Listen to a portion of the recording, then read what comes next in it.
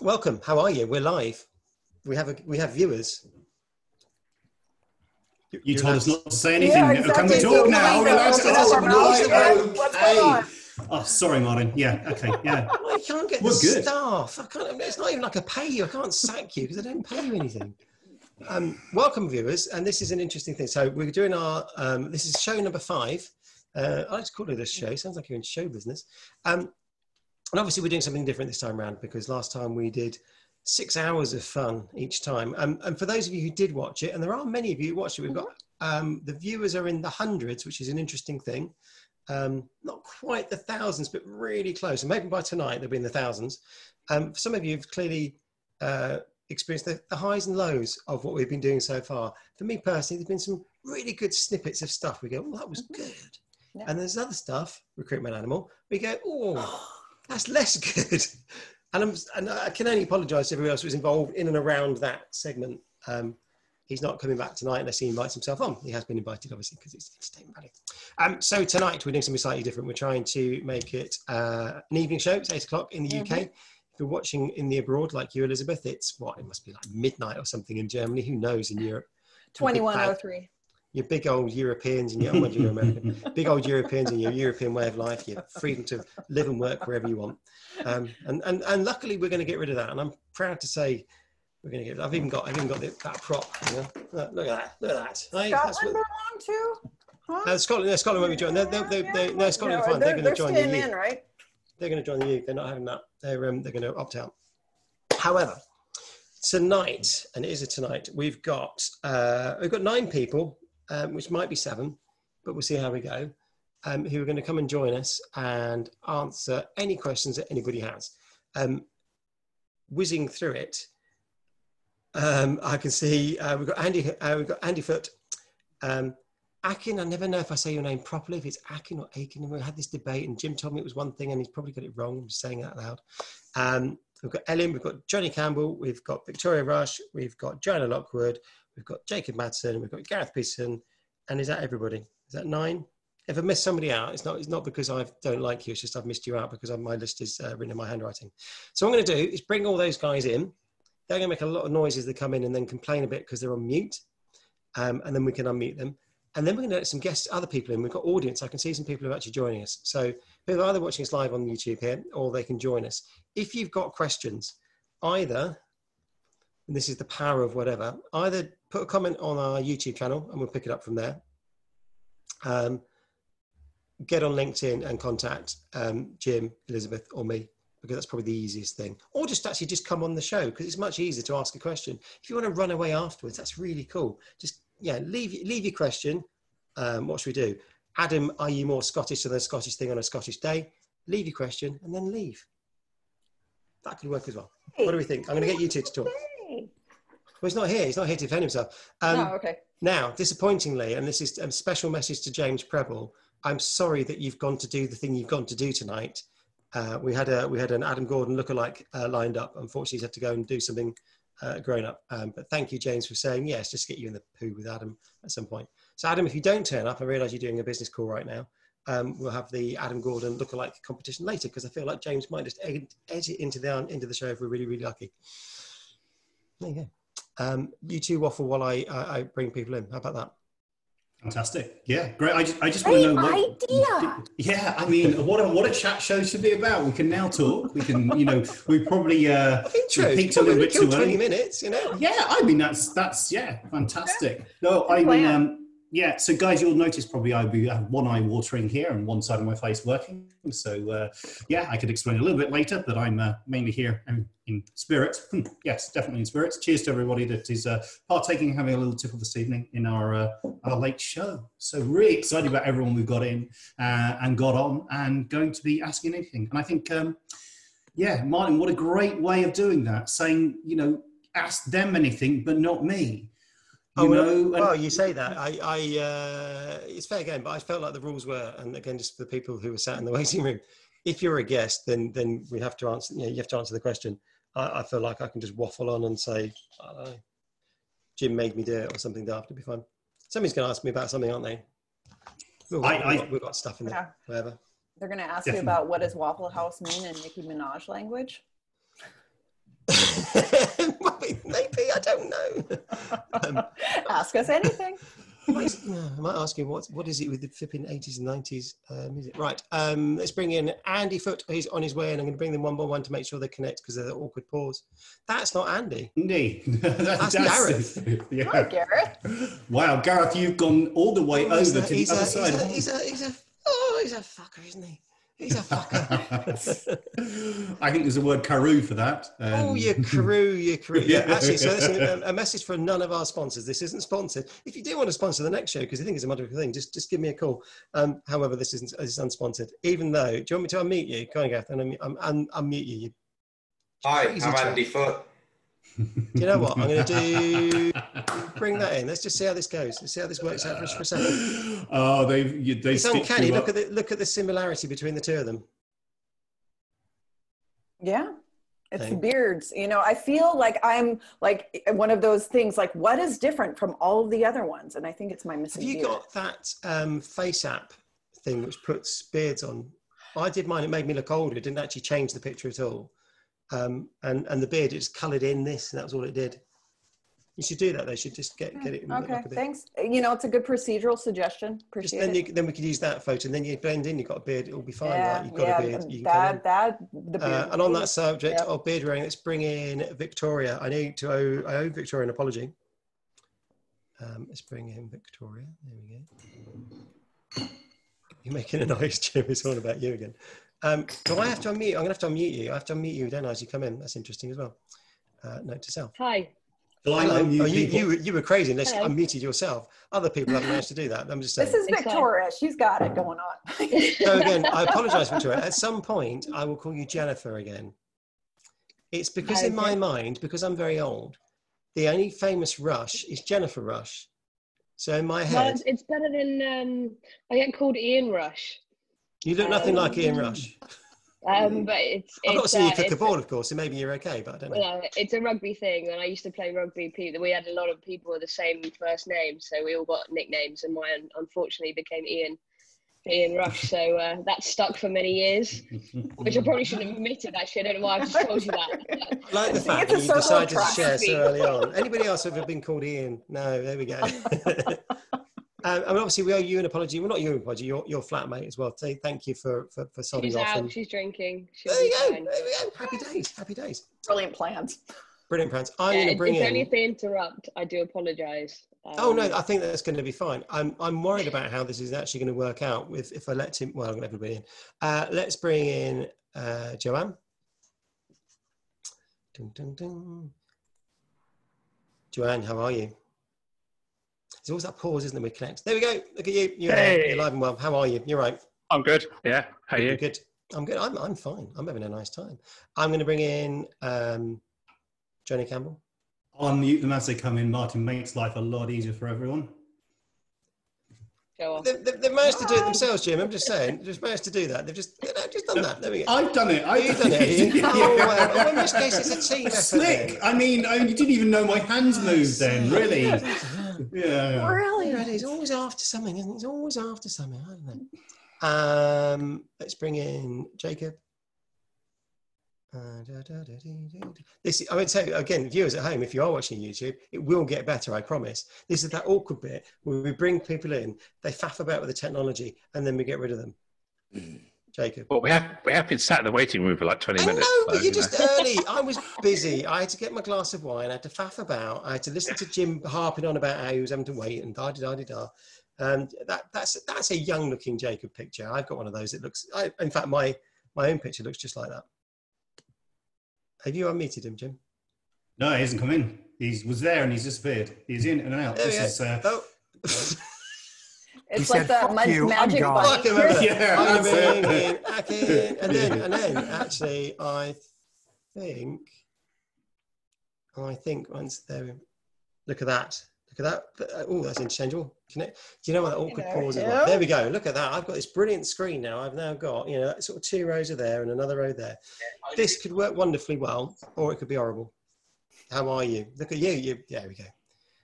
What I've always been being impressed about you, Akin, is you've got that squeezing the orange thing straight away, straight in there with a bit of branding, a bit of personal position. Yeah, it's all lovely. sign up, subscribe to the podcast if you haven't done so already.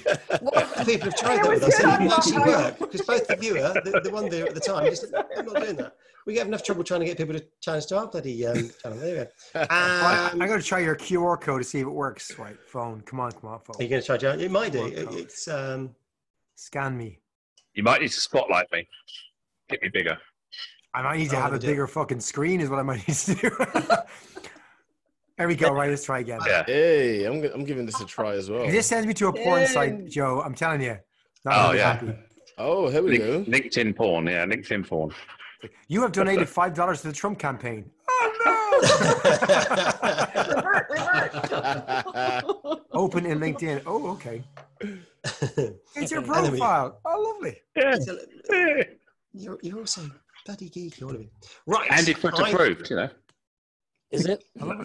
Well, you know, LinkedIn profile, QR code. Why not? Jim, you've lost it already. You've lost control. All they're doing is plugging themselves. We never said this was not the deal. Unless you've paid us any money, there's no sponsorship deals. Even Gareth, bless you. I've got to say, I'm disappointed. The first time we had you on the show. So Gareth was one of the first guests. And sure enough, turned up in his bedroom with this sort of homemade. I think it's a phrase I can use appropriately. Homemade career at the back end, because unfortunately, he didn't have a pre whatever thing.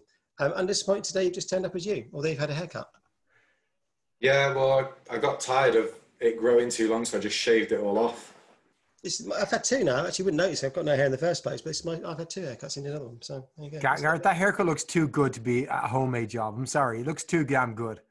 Well, originally I let the kids do it. So I've got a 3 and a 5-year-old and I let them do it. And it didn't look too good after that. And he videoed it as well. The best thing is the video of him getting his kids do it. That's even better. I mean, that's just genius. Yeah. Definitely. So the power of today was the idea that we'd ask questions. Now I'm hoping, and this isn't a ringer. I'll let you know when the ringer arrives. We've got. We're gonna unmute. I'm gonna mute you. We've got Claire Bush, everybody knows and loves, hopefully. And we've got Simon. Hello, Simon. Look at you. Oh, look at that. Oh, hang on. I thought I'd unmuted you, and then sure enough, there. Do you have a question for all these assembled people? And then we've got this. And if you don't know who they are, just whizzing through people again. Hello. Shall I introduce you? I might introduce you. Rather than getting to. So we've got Adam Gordon's on his way. Adam's going to talk about automated talent pipelines, or whatever his buzzword at the moment is. Akin, what are you going to talk about? You need a thing other than just you. I mean, you know you're funny and lovely, but I thought that was enough. I was. I think don't listen to him, mate. Plenty, also, it's fine. Me also happens to be my favourite subject. I can't think of anything. We'll have a competition, Joe. Who loves me more than me? Tell me about yourself. What do you think of me? We've got Ellen who's going to come in, and if she comes in, we have to ask her that awkward question about AI. We've got Johnny Campbell, who, let's be honest, is a ninja. Wow. Of sorts. No.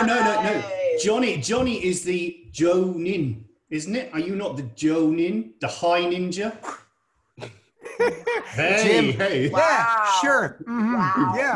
Yeah, exactly. There are different levels. There's male ninjas, female ninjas, and actually the female ninjas were spies. They didn't do any of the assassinations. Really? Covert ninjas, basically. Yeah. Oh, they did. They did all the covert nature and the bits and pieces in the background. Wait, so. aren't ninjas covert by nature? Like, is that not like? Questions. Is there some like loud? I think like James Bond is the example of a ninja that is not covert, who's just walking around everywhere, telling everyone his name, smashing into things. Like wearing a T-shirt with a ninja on your T-shirt. It's kind of, defeats the purpose, doesn't it? And welcome to Ninja Chat, for those of you who just joined us. This is quite a niche subject. Jim, at some point, you're going to mention you were on Game of Thrones, and please do that, won't you? Just to mention that out loud. I just thought we'd get there now. Just in case, one more time. I got my contract here, so I will have to tear that up. So, have you signed an NDA so you can never talk about Game of Thrones ever again? Yeah, I have. I'm not supposed to say anything live on YouTube. There we go. Maybe not. So. They kill Sean Bean at the end of season 1. Spoiler. That's me, Sue. Johnny, thank you, mate. That's me done. I don't know where you got that information from. Good night. I've forgotten where I got to. Victoria, I think you're next to my list. And Victoria is just lovely. She'll talk about marketing. She's going to talk about an awkward relationship with Chris Lavoie. Not in that way. It sounds wrong now I've said it out loud. But that's just the thing I thought about the other day. I mentioned it out loud. I went, oh yeah, we've all met Chris Lavoie. So I'll talk to you about that at some point. Does anyone not have an awkward relationship? Just to check. Another conversation. Oh, that's the question. 3, 2, 1, action. Chris Lavoie. And we've got Jacob. We've got Jacob who's now joined us with both the power of video and of sound, which is a lovely thing. Jacob, you've been talking endlessly about the world, and I love you for that, and you know that's cool. A revolution. Maybe a revolution. Yeah. Well, evolution, revolution, call it whatever you want. Take your pick. We will. Do you have a light bulb, though, Jacob? That's all I want to know. I know, mate. Because I got such bad light. I have to do a bit of, homemade. I think Edison would have called that an evolution or a revolution. It could be a funnel because it's a kind of talent funnel. Oh no, Adam's not here yet. We mustn't go into that kind of. I hope he turns up. If he doesn't turn up, it's going to be really mean. So I'm just going to pick on him. Let's talk about it behind his back. I hope he turns up because I've got a load of props on the side here. But anyway, we'll leave that to Adam coming on. Gareth, we've got you because I love you to pieces because we did a big thing. I feel like it's a special kind of love. I do have to. My question for you later on though would be what's to do with the yellow cagoule on your LinkedIn picture? That for later or for now? I don't know. I'll ask you in a bit. Ask you when it gets quiet and we run out of things to chat about. Joanne, you're here because you're one of the loveliest people in the world. You're a little bit bonkers as well, to be fair. And that's always a useful thing, I don't think. I think that's fair. I think that's fair. You've been called worse, and bonkers is the least of it. Yeah, bonkers is actually quite a good word. Yeah, I'll take bonkers. Yeah, you're right. I have been called worse. And Andy, did I mention in the Daily Mail? I've been called worse. Well, we'll come on to that. You still have been in the Daily Mail, haven't you? Yes. And Andy is all the way from America, so unfortunately, it's not his evening. It's his mid-afternoon. Yes, that's why I'm sober. You say that. You don't have to be. That's your choice. 2:19. 2:19 in the afternoon. Perfect time to just sit down and have a bottle of wine. End the clock, is it? And Andy's going to talk about. Well, I'm going to talk about somebody is going to eventually ask you. So, Andy, explain the LinkedIn algorithm in detail to me. Not going to do it. Not going to do it. I refuse. No, you have to go learn like I did. I refuse. Andy's got to go. Andy's got it here for 15 minutes. Then he's coming back. So you got 15 minutes. So firing the questions to Andy, I think, is important in a minute or two. It's less than that, Jim. It's 10. It's 10. 10 minutes. Yeah. 10 minutes and counting. Here we go. Yeah. 10-minute countdown for questions for Andy on your favourite subject, LinkedIn algorithm, Andy. Exactly. Yeah. Just don't write crap. Write good stuff. That's it.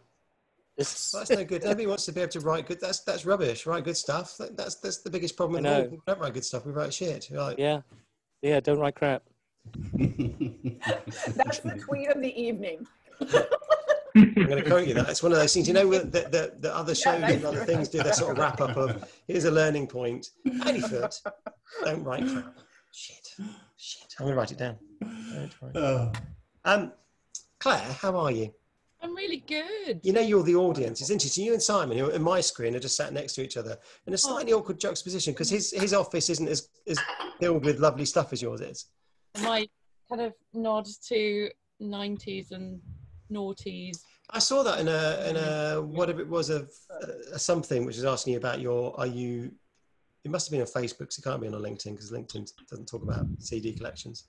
But you've got one of the Northern Hemisphere's largest CD collections because you've yet to find any reason for giving up on it. There's a thing called Spotify, and you'll love it. It's like it's all there, but it's just there. You can take it with you. Yeah. That'll be it. Imagine your CD collection, but with you all the time, but without the weight.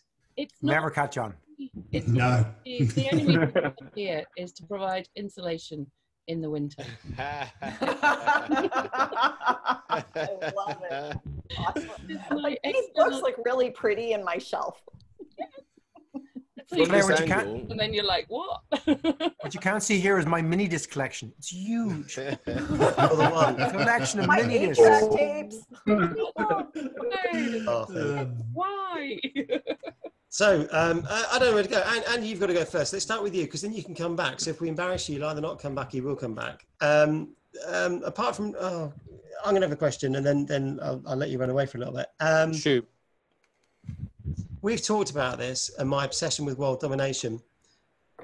What's the quickest way to world domination on LinkedIn? And don't say write good stuff, because that's not the answer. I don't have that in me. I only write shit. Yes. So unfortunately, none of us got here overnight. It takes time, and the expression "I'm an overnight success that took 10 years" is very true when it comes to LinkedIn and what I've managed to do. And it just, I think, takes time to build up your network. It takes time to build up not your voice, but to understand how to best project your brand, for want of a better word. And then I think forget about groups. When you coalesce around content, those are mini groups happening all around all the time, and it's your quality of engagement around content. I think primarily on LinkedIn. That's how I was thinking about this recently. How am I building relationships these days? And it's all about content. If I see someone's content, that's the first thing I look at. And their content can obviously boil down to a short paragraph in terms of a comment around content. So that's how I'm getting to learn people, and that's how I'm gelling. That's how I'm meeting new people, and to me, it's firing off whatever they say, and it's personalities touching. So that's the good stuff I think that's happening on LinkedIn. The other stuff that's happening on LinkedIn is that it's all so rapid fire in terms of the change, right? It's like, it seems like every day there's something new or something different. And that's kind of cool for someone like me, because, if it's, I think, newsworthy, that's all well and good. But if it's actually relevant, or if it's useful, perhaps even cool, then again, that's something that I can write about, and I can bring to my network, and they can bring to their network. So there's rapid change as well. And then there's the techie stuff, right? The algo that you can nerd out, you can geek out on a lot of this stuff. But I wasn't joking about writing good stuff, because it does come down to that, right? If you don't write good stuff, regardless of how remarkable and how deep your knowledge of, the vehicle for getting your content about, your distribution on LinkedIn, doesn't matter if you understand it. You've still got to produce the goods, right? And then in terms of producing the goods, look around. There's a ton of stuff out there, and you can see exactly how well it's performing because of all the engagement around it. And you can reverse engineer, and you can look at that and you go, wow, Jim's written that, and it's got X amount of engagement, and people are really digging what he wrote. Why is that performing so well? Just correct you there. We and Jim both talk about what he writes. That's not true. It does get good responses, but it doesn't. It's not necessarily crafted with the finest of integrity or whatever. Yeah, fat things like mine. I remember having a conversation with you online around about. Partly because I was miffed that none of my posts were being seen by anybody, and clearly, if it's all about me, how can that possibly be happening?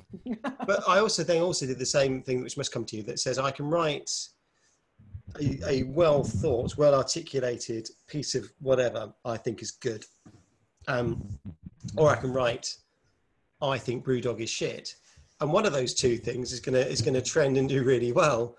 And the well-crafted, well-thought-out bit of content, which is insightful and educational and all those other words I've just made up, doesn't do so well. Why is that? Just purely the fact that we follow the herd, or at least the algorithm follows the herd for us? I think it might boil down to something as simple as get out of your head and get into theirs, right? It doesn't matter what you think is the better piece of content. It's how it's received and how people engage with it. The best piece of content that is read in silence is not going to help anyone, because it's not getting any kind of reaction. It's not getting anyone to engage on it. And you need that engagement, because that's the signal that lets the algorithm know to then send it out to more people and to keep testing it. So it might be fantastic, might be the best thing you've ever written, but if at like I said, if it's just, okay, and no one, it doesn't draw the lurkers out, because there are a ton of lurkers on LinkedIn and they'll never, ever, or very rarely stick their head above the parapet, then you're screwed, because you have to get that engagement. That's why there are pods. That's why there are attempts to game the algorithm. That's why LinkedIn is constantly tweaking the algorithm. So, the latest tweak a few weeks ago, dwell time tweak, which is all about, instead of realizing that we're actually quite lazy, right? Users are lazy. We don't actually want to train the home feed to give us more of the stuff that, we supposedly want to see. So they say, all right, well, the LinkedIn data scientists have said, oh, well, they're not doing it. Why are they not doing it? Well, because they're lazy. Oh, that's right. All right, so let's do a dwell time instead. Let's monitor the scrolling activity. So if they scroll down on a piece of content in that stream, that fast stream of the home feed, that's one tell. They slow down. If they click on it, that's another tell. How long are they staying on that piece of content? That's another tell. And then when do they bounce? That's another tell. So this is their dwell time tweak where because we're lazy, what else can they look at? Well, they're going to look at your scrolling behavior. But they need to get the home feed right, because that's where the sponsored content is, right? That's where the discovery is. So they need to get that fixed. So yeah, that's some of what's going on. I might pick a question on Johnny Campbell, because he just put food in his mouth and now he can't answer. Eating Smarties. I couldn't see what it was. All I saw was and then I wasn't sure it was. I can always answer with food in my mouth. No problem. Yeah, Irish man. I can have a pint, like food. I'll still answer. Spit everywhere. What are you eating? What are you eating, Johnny? Smarties. Other chocolate. Subject. Only they have the answer. Subject. Only they have the answer, lads. Very smart. Where should we go this? So Claire has given up on us, and she's actually in the nicest way actually written it down, which is a brilliant thing, and thank you, Claire, because then it gets our attention. So she's had a question for all of us, which is where and which digital event have you had the best experience as a presenter and or as a guest? Now clearly I can help you out here, Claire. Anything that me and Jim and Elizabeth have done has been the most amazing experience for everybody involved. And other stuff's a bit rubbish. And that's normally just the three of us. Wait, the best stuff's when we're not here. Actually, because can you hear it? I'm going to pick up on the thing that Elizabeth, you told me. Can you hear us when you're in the waiting room? No. Because the other day somebody said they could. Bastard. Do you know what? I'll tell you what, Jim. It was a man with double barrels and Minecraft. He told me he could hear everything in the waiting room. So since then, I've always been mega cautious. Oh, well, fuck it then. That's fine. Distract from the question. Don't put away from the question. That was really important. It's my brain today. I'm so sorry. It's just it was a really important thing. It suddenly said. So apart from anything that me and Jim and Elizabeth have ever done live on and whatever, what do we think, everybody? What's our best experience as a presenter and or a guest online, given this new temporary world of being online? And then I'll go with one. I don't know if it's best, right? But I had a good experience. I was a private webinar with a customer and their team.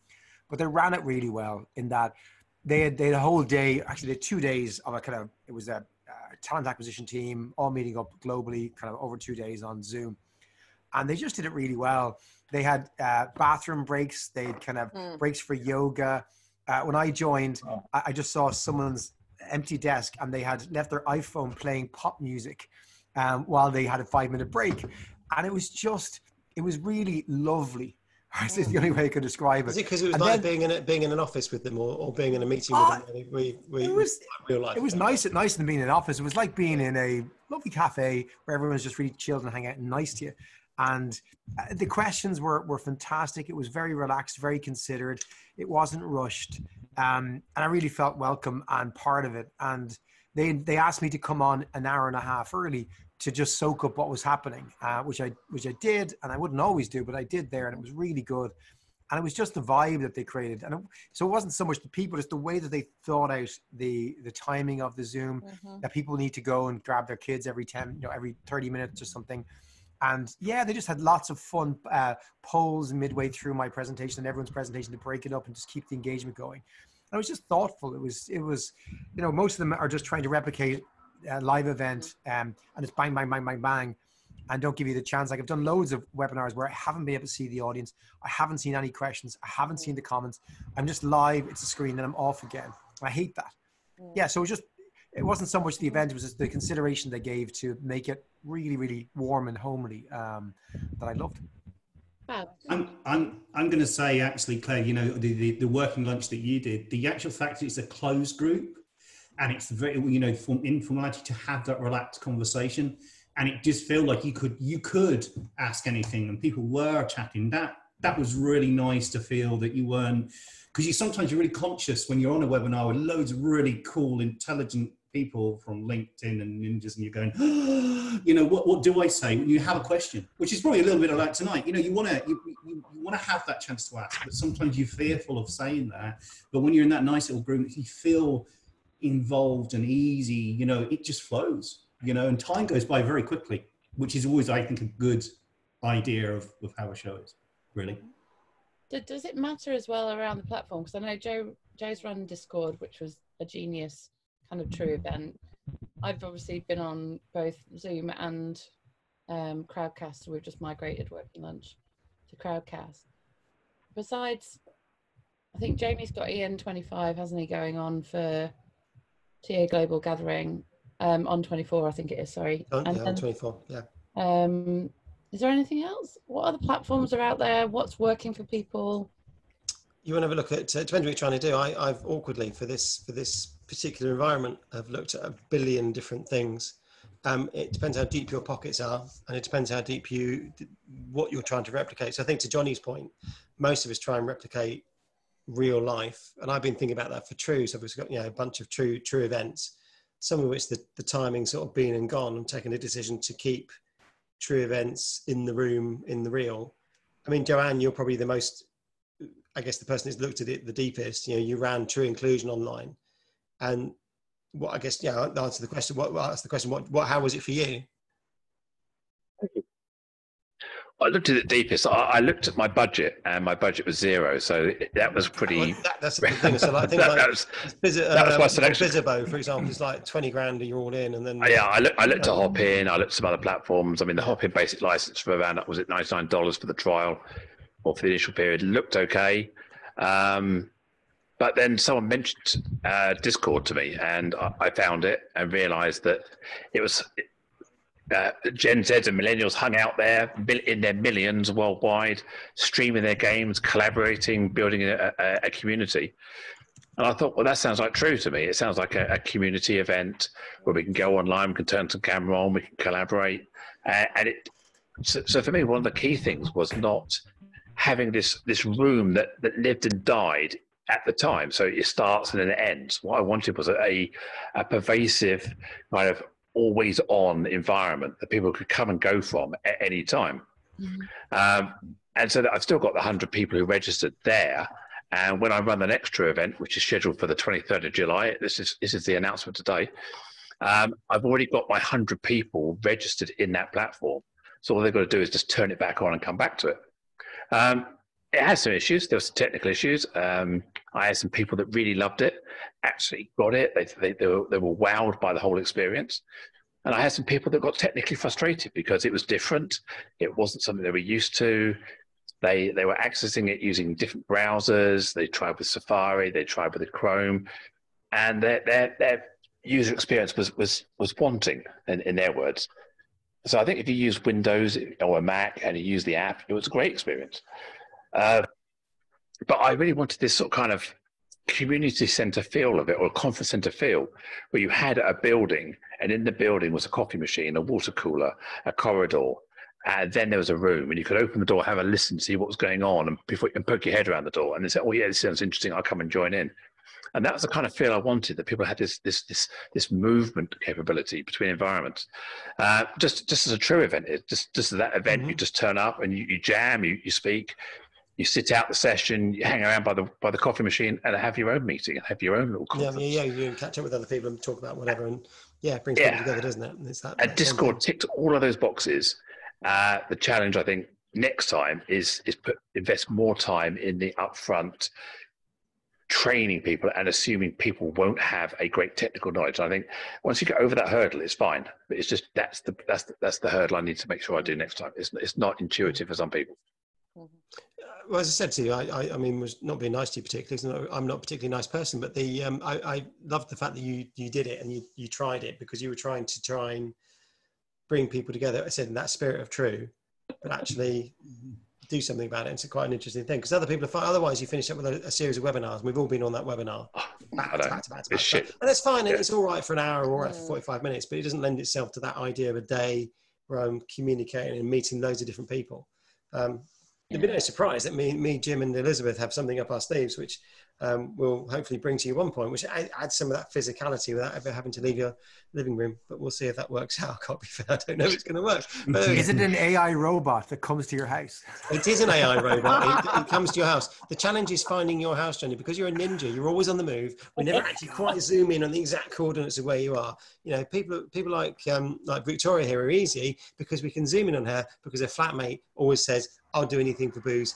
I live here." And it's just an easy thing, and we're just sorted.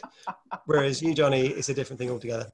That now sounds slightly strange and surreal that I'm now sat outside Victoria's house. This is my basement. Age very well. It just sounds like Victoria's married to my husband as well. Something completely different, isn't it? This wasn't anything show, so things took a strange turn. So, quick questions: anybody else married to Claire Bush's husband? Just checking. There we go. I'm going to bring in. I'll tell you while we're doing that, I'm going to ask. I'm going to get Jim to ask a question of Jacob, and I'm going to bring some people in. That doesn't put me on the spot, does it, Jacob? This is why I do it. Yeah. This is why I do it. I love it. And yeah, I mean, so yeah, Jacob. Wow, that wasn't prepared, really, buddy, was it? So how many of your people are watching? Because you do have that fantastic Facebook group, and you do a lot of stuff on there. We see a lot of things written on there, and I've had some fantastic conversations, and then suddenly we see it on there and it goes, it's just gone. I don't know, how many keyboards do you get through? Because I think you must just type away, and it's tell me, what's going on? I mean, I don't know whether this is an answer, Jim, but fundamentally, I don't know whether it was a real question, Jacob, to be quite honest in the first place. Okay, so for me, the only thing that matters, okay, is the discussion. Okay, I don't care about anything other than the discussion, because I think the value is in the discussion, the learning is in the discussion, and if I should say anything, I get a little bit upset about is not the clicks, but the indifference to various subjects that I bring up, for instance. Okay. Yeah. And for me, that means that there are, a lot of lurkers out there, and that's fine, but it doesn't bring us any further. Okay. And the whole reason why I set up the group was to bring us further. Yeah.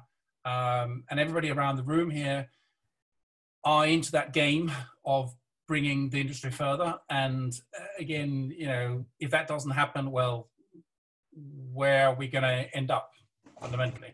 Yeah. And your passion shines through, and we see that, and honestly, you do. As I say, you and I have had some fantastic at-event show conversations, and that's why I wanted to bring you on this evening as well, because we want people to ask that, we want people to have questions, we want to push a little bit. This is why we're in the evening, and this is why all these fantastic people are on here, because people should be pushing, especially when Adam comes on about pipelines. We want to be pushing Adam on pipelines, don't we? We're all going to be pushing, but it is important, because we're all passionate about our profession. People talk about recruitment as an industry. I think that's the biggest no-no for me, because as soon as you start talking about industry, it devalues it. It's a profession, and we're all involved in this profession in many ways, and I'm passionate about it. So, yeah. But Jim, what I want to say about this is this is about the profession, but it is about the element that we are dealing with, okay, which is people, okay, and that is for me the most important aspect of it. Okay, I've said it in a number of different scenarios. I have a 14-year-old daughter, and I cannot, with great conscience, look her in the eyes and say, do you know what? We try to change it. We try to make it different. We try to improve it, to evolve it. Okay, if we don't, and that is my biggest concern, to be perfectly honest with you, is that, Joanne can testify to the whole subject of diversity and inclusion. Okay, we talk and we talk and we talk, but in terms of action, we are still, light years away from anything really happening. And that is something which, upsets me personally, because I just think, well, do you know what? It's just not good enough, basically. Yeah, no, it's not. You're right, 100%. 100%. And how can you argue the fact that it isn't good enough? And there are some of the things that aren't good enough. But I think we are chipping away, and hope we're chipping away, and small little steps. But it may not be enough. But I think there are a lot of people championing that, and keep doing it, because that conversation is right. And this is great, because it's great to get you on here and actually saying that. I'm sure other people have questions for Jacob about this as well. Don't just leave me hanging, Martin. I mean, just throw the ball across the screen. Ask Jacob a question. Here you go. But no, thank you, Jacob. But you never answered. How many keyboards do you get through? So I don't know. Again, I know I have 2,600 whatever members. Okay, I am not a Hung Lee, who are sitting there, doing whatever he's doing with his both group and newsletter. For me, it's not about the numbers. I don't care about the numbers. I care about that there is engagement with the discussion.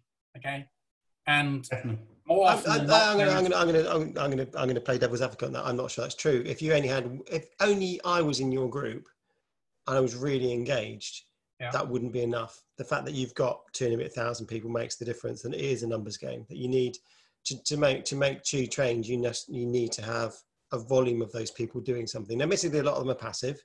Yeah. I'm a member of your group, and I all I ever ask is about this group over here, rather than doing that thing, rather than anything else. So, of that 2,000, if 10% were active, you'd have a thing, wouldn't you? Have a quorum of like-minded individuals. It's 2%. And it's the same 2%.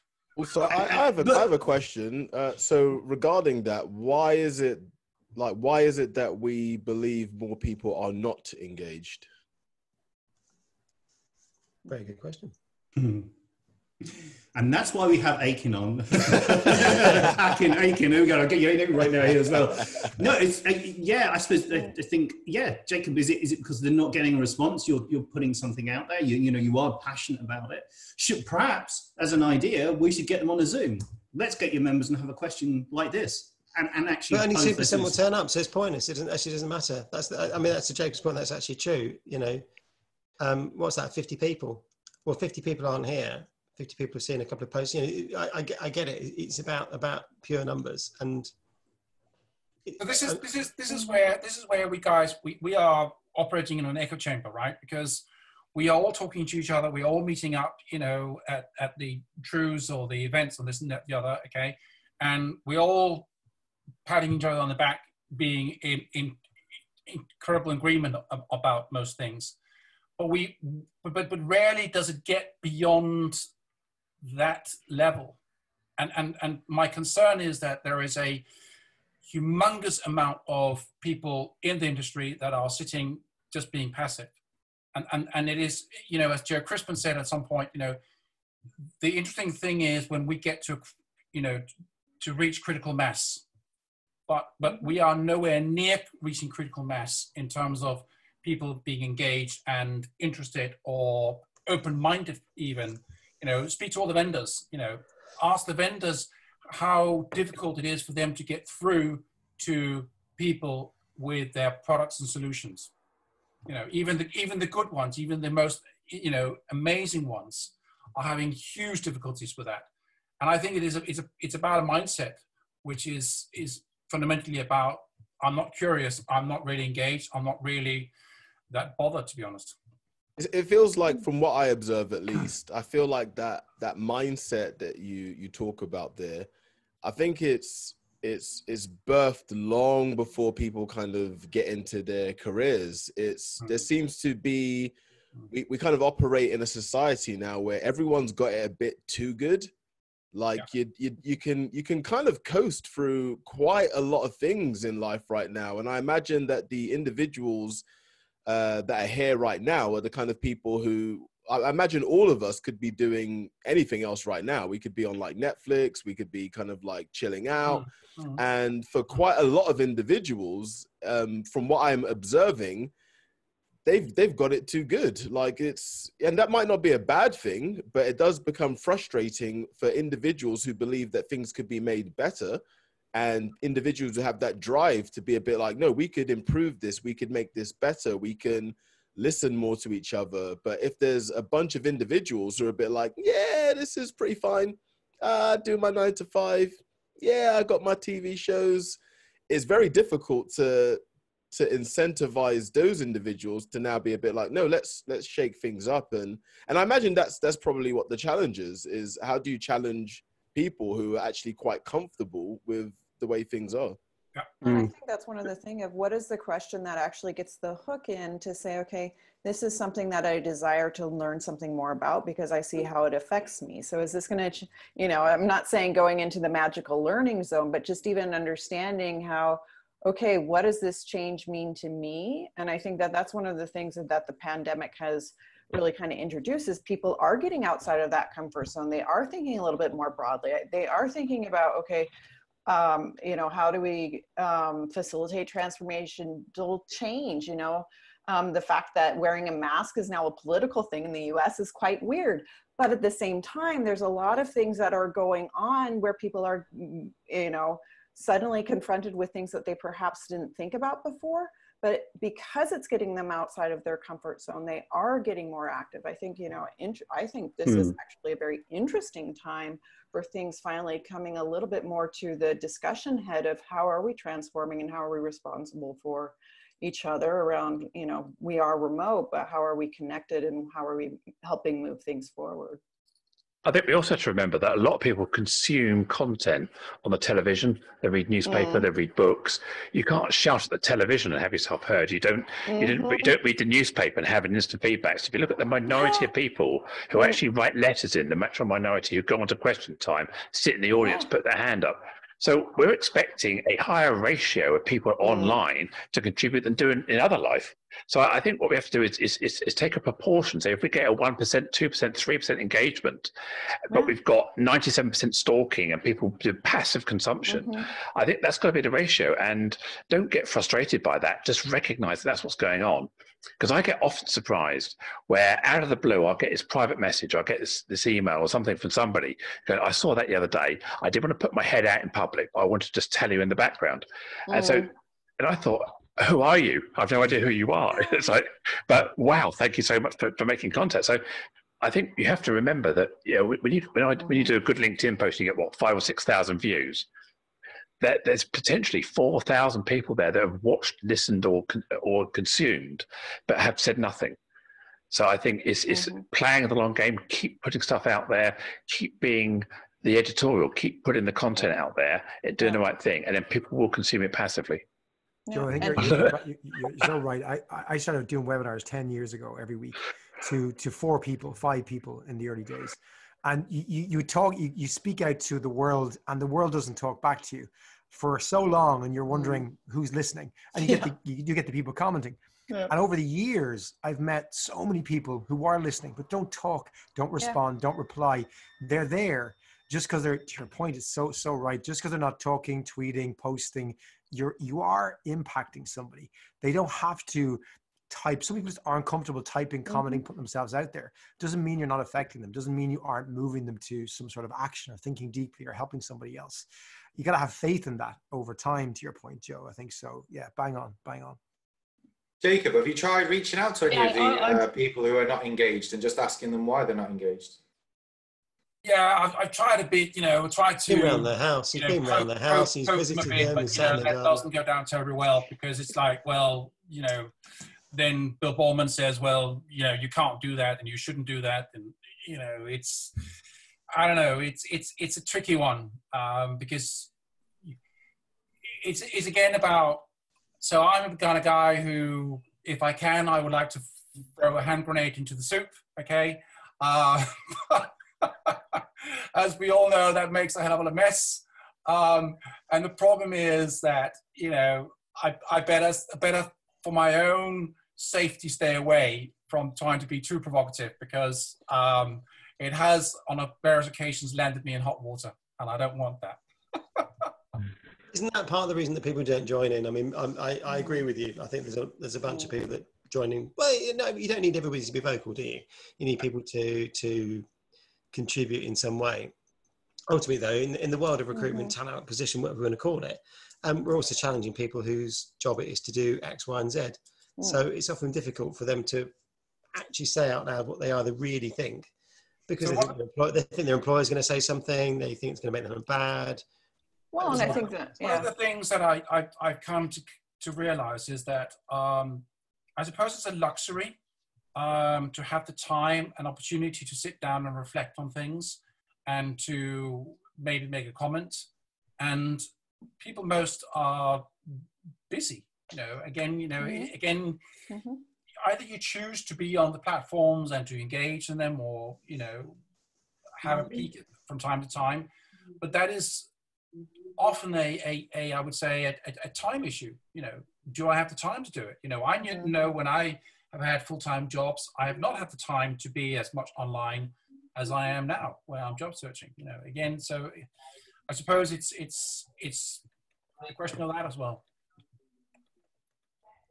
It's quite fascinating during this time. And again, from my outward observations, it kind of feels like as a society, we kind of got a bit of a layup with this pandemic, and it seems like we fumbled the ball.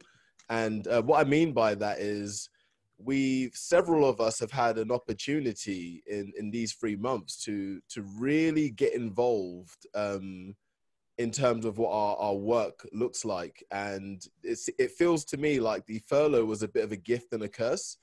So I imagine for several individuals, if you are furloughed, you're probably not sitting on LinkedIn for a number of hours a day. And you're probably also not trying to, people probably going for leisurely strolls in parks, and, they're on calls with friends and families. And so in one regard, it's amazing in that sense. But in another, I could imagine for, I can't remember which stat it was, but it was something along the lines of about somewhere between 80 and 90% of people employed didn't really feel like their job served any real purpose. So for those individuals, I can't really see them rushing to join. But this is why I believe that the layup has been fumbled, because now that the work was out of the way for quite some time, for myself at least, I've taken that as an opportunity to try to reinvent myself and to really take time to rethink what works looks like. And I've spent more time on LinkedIn than prior. But for individuals who don't like their jobs, and for them it's just the means of getting paid, they're probably really glad just to get a long break from it. And that's why I think it's a bit of a fumble, because that's possibly when they could have had the most impact in turning their jobs into something. So individuals like us, we're kind of screaming at them yo, this is the opportunity. The time is now. Strike while the iron is hot. And they're not even online. They're not even there. Right. Maybe that is But I did see some LinkedIn stats. It's a shame. I'm sure when Andy comes back, actually remind me, when Andy comes back, ask him, is there a LinkedIn stat that says everybody's gone away? But there is a definite drop in volume of activity. Victoria, I'm going to pick on you because you're quiet and you're lovely. I don't know what question to ask you. Okay. You don't have to ask me. Well, I do, but I don't want to ask. It's okay. I mean, I can add to what you said. It's about 70% of people are unhappy with their job. Yes, but they're unhappy with their job before this, and then they really hate it, aren't they? Because some people. Well, yeah, but then do you really hate if you don't like the job? You're now paid 80% to not do it for 4 to 6 months. Are you really bothered? Probably not. Probably not. No. Why would? I'd love why to would be paid 80% to do nothing right now. I understand there's more to it. That's a very sweeping statement, and there's a lot more anxiety and mental health involved. But outside of it, on face value, I'd take 80% to do nothing right now. Oh no, if we're talking about you and me individually, you pay me 80% what I used to earn. Yeah, it'd be great. In fact, I'll even do something. I don't even mind what I do. I pop around. What I actually can do, Jacob, is an offer when we're out there and meeting people again, just give me a list of the people from your group who don't engage, and I'll pop round. I'll take Gareth with me. He'll dress in and we just pop around their house and just see what they think. We'll video it because it'll be funny. And it might be funny. It might be nothing funnier than breaking and entering, is there? No, we're not we're just going to do a casual home invasion. Breaking and entering. Too far. Be clear, this is going out live on YouTube and we'll be here forever. I'm not suggesting we're going to go around and break and entry. Back to Victoria, please. Good, honestly. Victoria, can I ask you, do you mean that? Do you genuinely mean you would rather get paid 80% and not do anything than do it? I wouldn't personally, no. Okay, I can understand people who would. I can understand even if you loved your job, people would, especially with family and things. But I don't have a family. I don't have responsibilities past paying my rent and feeding myself. But actually, no, I couldn't sit still for that long. I'd go mad. So no, I get paid 80% for a week maybe. That'd be fine. But that's just a holiday. So what's the point? No, I couldn't do that. I'd go mad. I become a lot better at rugby very quickly. Yeah, there are people there who genuinely hate their jobs. The idea of being paid 80% for a job that you hate when you have to do nothing for it. Not so bad, but yeah. Come on. I think that leaves the question back to Akin, what Akin said about, are we all, and people who are participating, are they all wired in a special way versus others? I don't know. I mean, Johnny, do you have... The simple answer is yes. Well, Johnny's a ninja, so he's special. He's different to the rest of us anyway, Joanne, so it's fine. Victoria, again, are we just by nature curious? And the curiosity drives us in terms of, this appetite for wanting to know and exploring and being active in that way. I think everyone's curious. Everyone's curious. Sorry, but we're not curious about the same things, and we're not curious about everything. See you, Claire. I think if you find the thing you love, if you're lucky to work in an area that is also a thing you love, which is luck, right, for most of us, then you're massively curious. I'm massively curious, but I'm not curious about football. Couldn't give a damn about football. I'm not massively curious about loads of things. But I happen to work in an area, people that I am curious about, massively curious about people, and I work in the people business, so it's brilliant, right? But if I was working in some other area that one of you might find fascinating, I'd fucking hate it because this wouldn't be my thing. Right? I think everyone is curious, but we're not. Being curious doesn't mean you're curious about everything. We are all curious, but some people have found that they get to experience the thing they're curious about all the time, so they come across as more curious. Some people have given up finding an opportunity to work on the thing that makes them buzz, so they just seem dead to the world. But I guarantee you there is something that will spark that person. If you could just connect them with it, they'd be massively curious and as enthused as the rest of us.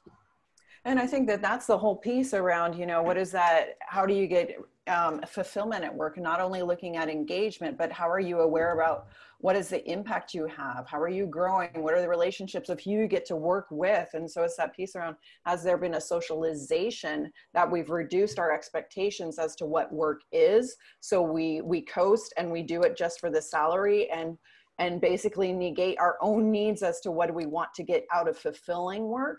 And that's why 70% hate what they're doing. So it's that piece to say, how do we make work enriching and engaging so that people don't say, okay, these 12 gray hairs, well, I just added a couple more to them and then that's just it. I have a challenge of the phrase, the future of work. So I know it means so many different things to so many different people, and there's a lot about communication and automation and technology.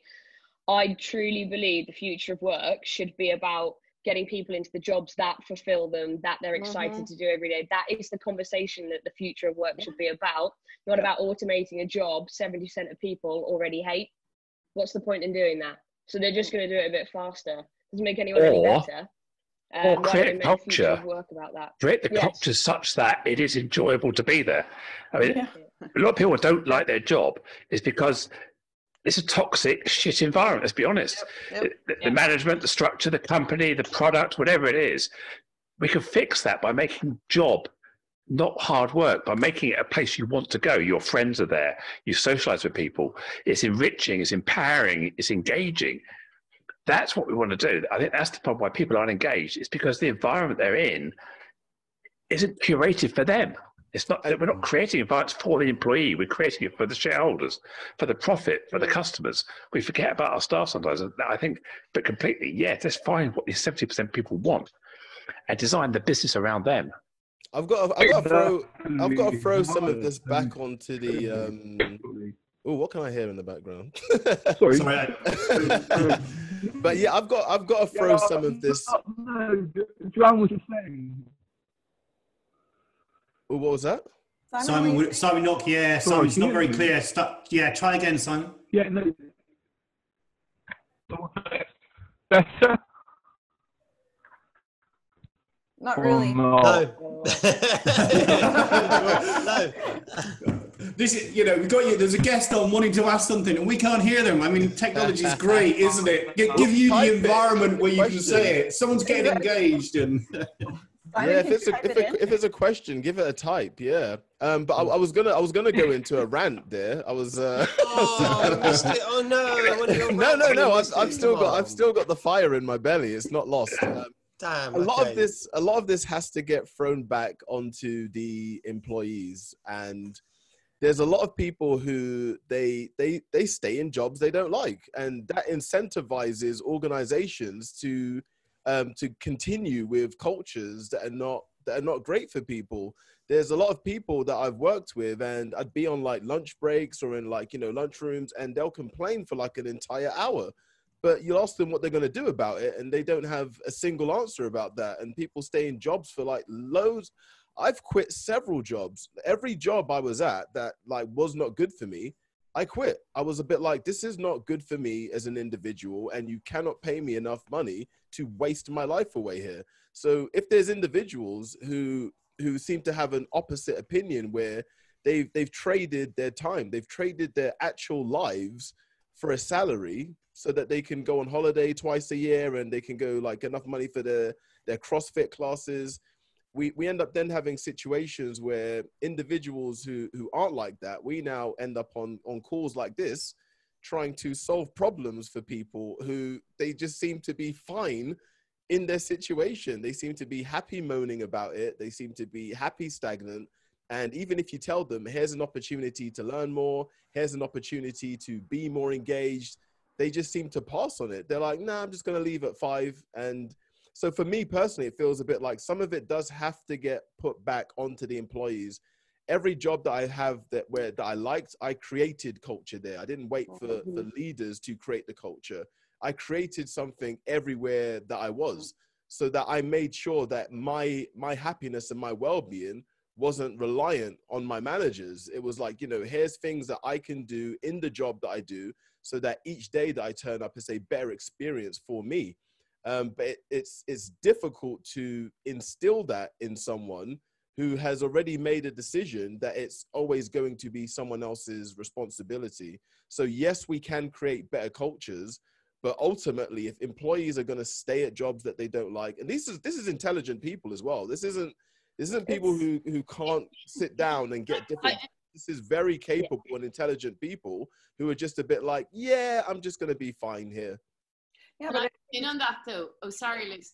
Yeah, go ahead. I was going to say, because the last time Akin and we were chatting, we almost had this same conversation, if you remember.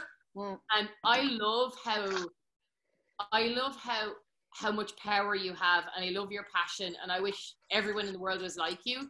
But I think that the one thing I've learned as I get older is that not everything is as linear as we might like to see it, and that not everybody maybe has the privilege of feeling. I don't mean privilege, that kind of sounds loaded, but like, I think there are circumstances that people come to in life that maybe they don't have that same mental fortitude or that mental strength to do that. And I mean, we talk a lot about, like, when we're talking about the world of work, I think we think a lot about like tech companies and fancy stuff like that, but like, we've got to equally think about the people that work in retail and shovel crap on farms, and I mean, that's work too, right? And I just feel like I don't in any way disagree again that every party has to take responsibility, but I do think that it's very challenging to put quite as much responsibility back on employees, particularly for employees that work outside of Europe where you have a lot of protection.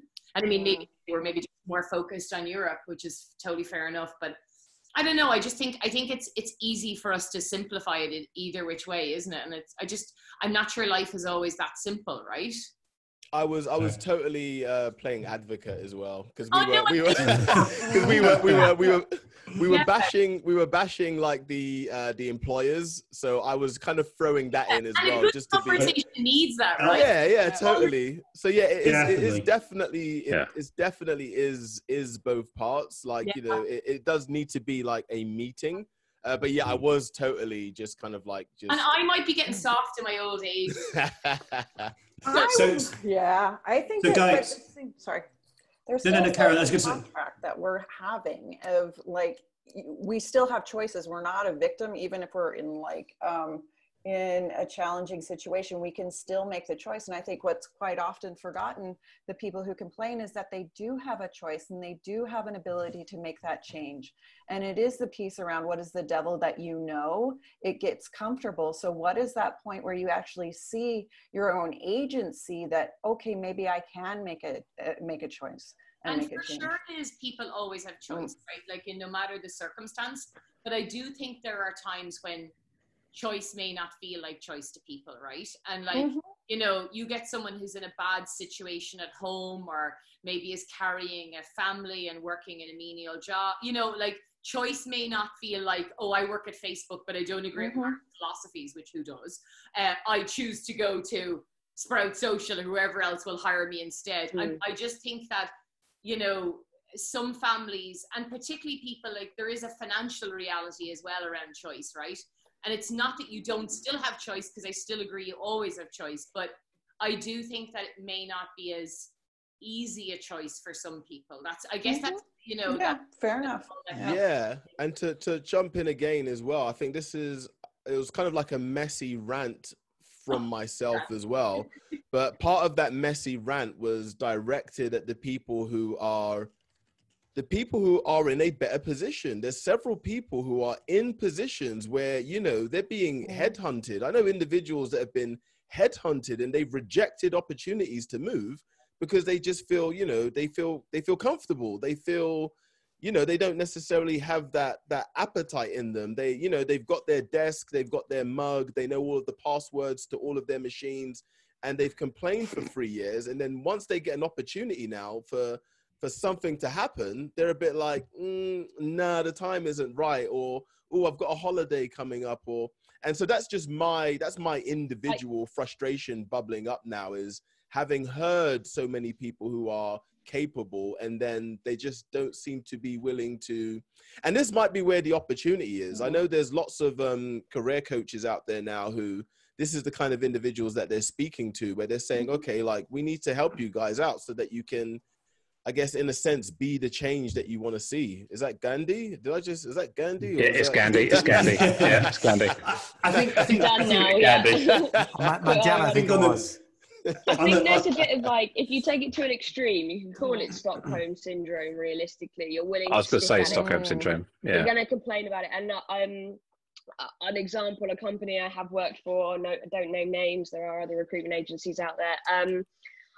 I just going to look at your LinkedIn profile now. Probably hated the job I was in to some extent. I didn't agree with the culture to a large extent.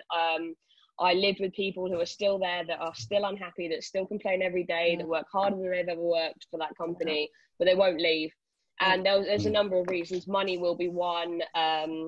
There's this lack of confidence where, because you feel unhappy somewhere, well, how are you going to be any good anywhere else? But you're supposed to be the best where you are. You're told you're great there, you know, but you don't think that would translate when you leave. There's all these different things that go on inside your head, and you just think, do you know what? Sometimes it's just easier to complain than it is easier to feel uncomfortable. And we have this, I think we have, slightly off topic, this really strange relationship with discomfort. We see it as a pain point rather than a growth point. And that's probably something inherently we're not taught correctly, is that we're scared of change, and we're scared of growing because what we see discomfort as pain, but it's not, it's just change. And until you can get yourself comfortable with that feeling, it's very hard to then go, well, I want to leave, but I'm scared to leave, so I'll just stay and complain instead. And it's easier to do that because I know more people here. I don't have to make new friends. And that's like going to the first day of school again, getting a new job.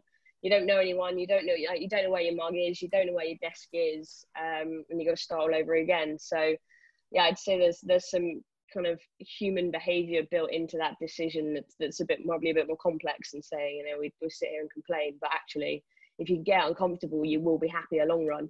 It just might take 6 months. And another point to jump in as well, because you did remind me of an important point, Victoria, and you mentioned it earlier with like the 70% who aren't happy. One of the things that I realized as well is that 70% who aren't happy in their current job, some of them have never been happy in any job.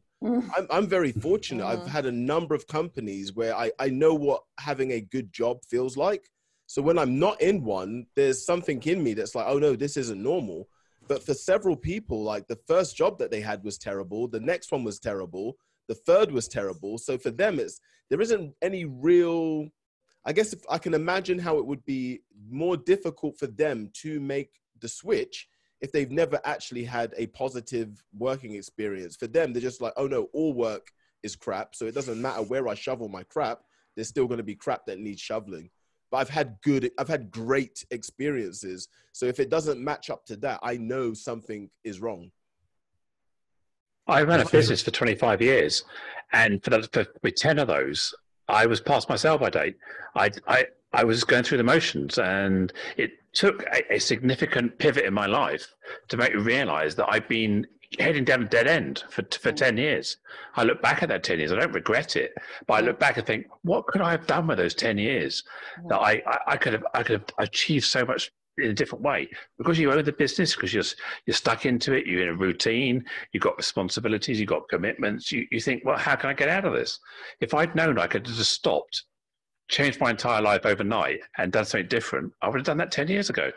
I'm not saying everyone should do it as radically as I did it, but people do get stuck into they have all this investment in their life, this investment in their career, and unless they see a better opportunity, they're maybe not willing to go sideways to get out. See, we do always tend to look back, don't we? We're looking back a lot of the time and things. I just want to bring in quickly Simon's point. So he's asked the question here, which is really good. So how do you create a place where people want to come to work when COVID will massively increase remote working and has been increasing remote working? Mm-hmm. So why does it have to be a place? So I do get your point, right? But again, if the job doesn't require you to be physically there, we're not working in a factory or on site where you absolutely have to be physically there. I think this concept of having a place.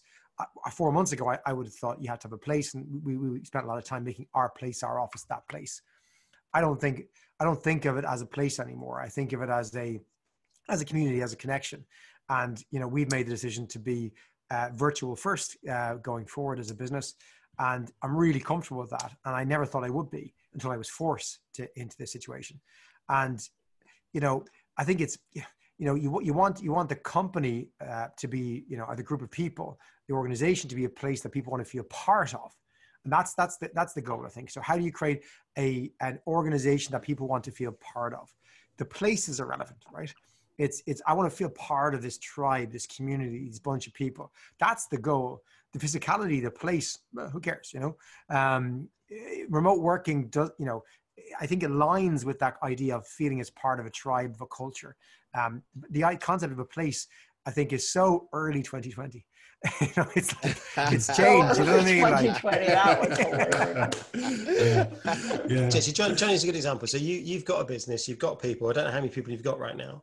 One of the things I was talking about some the other day was this idea, though, that actually there's a mix of people out there saying that working for their current employer, working from home, is a bit like freelancing, because they log on to a call and then they go away and do their other thing, and they come back to another call and go away and do the other thing, which is a bit like a sort of freelancer existence.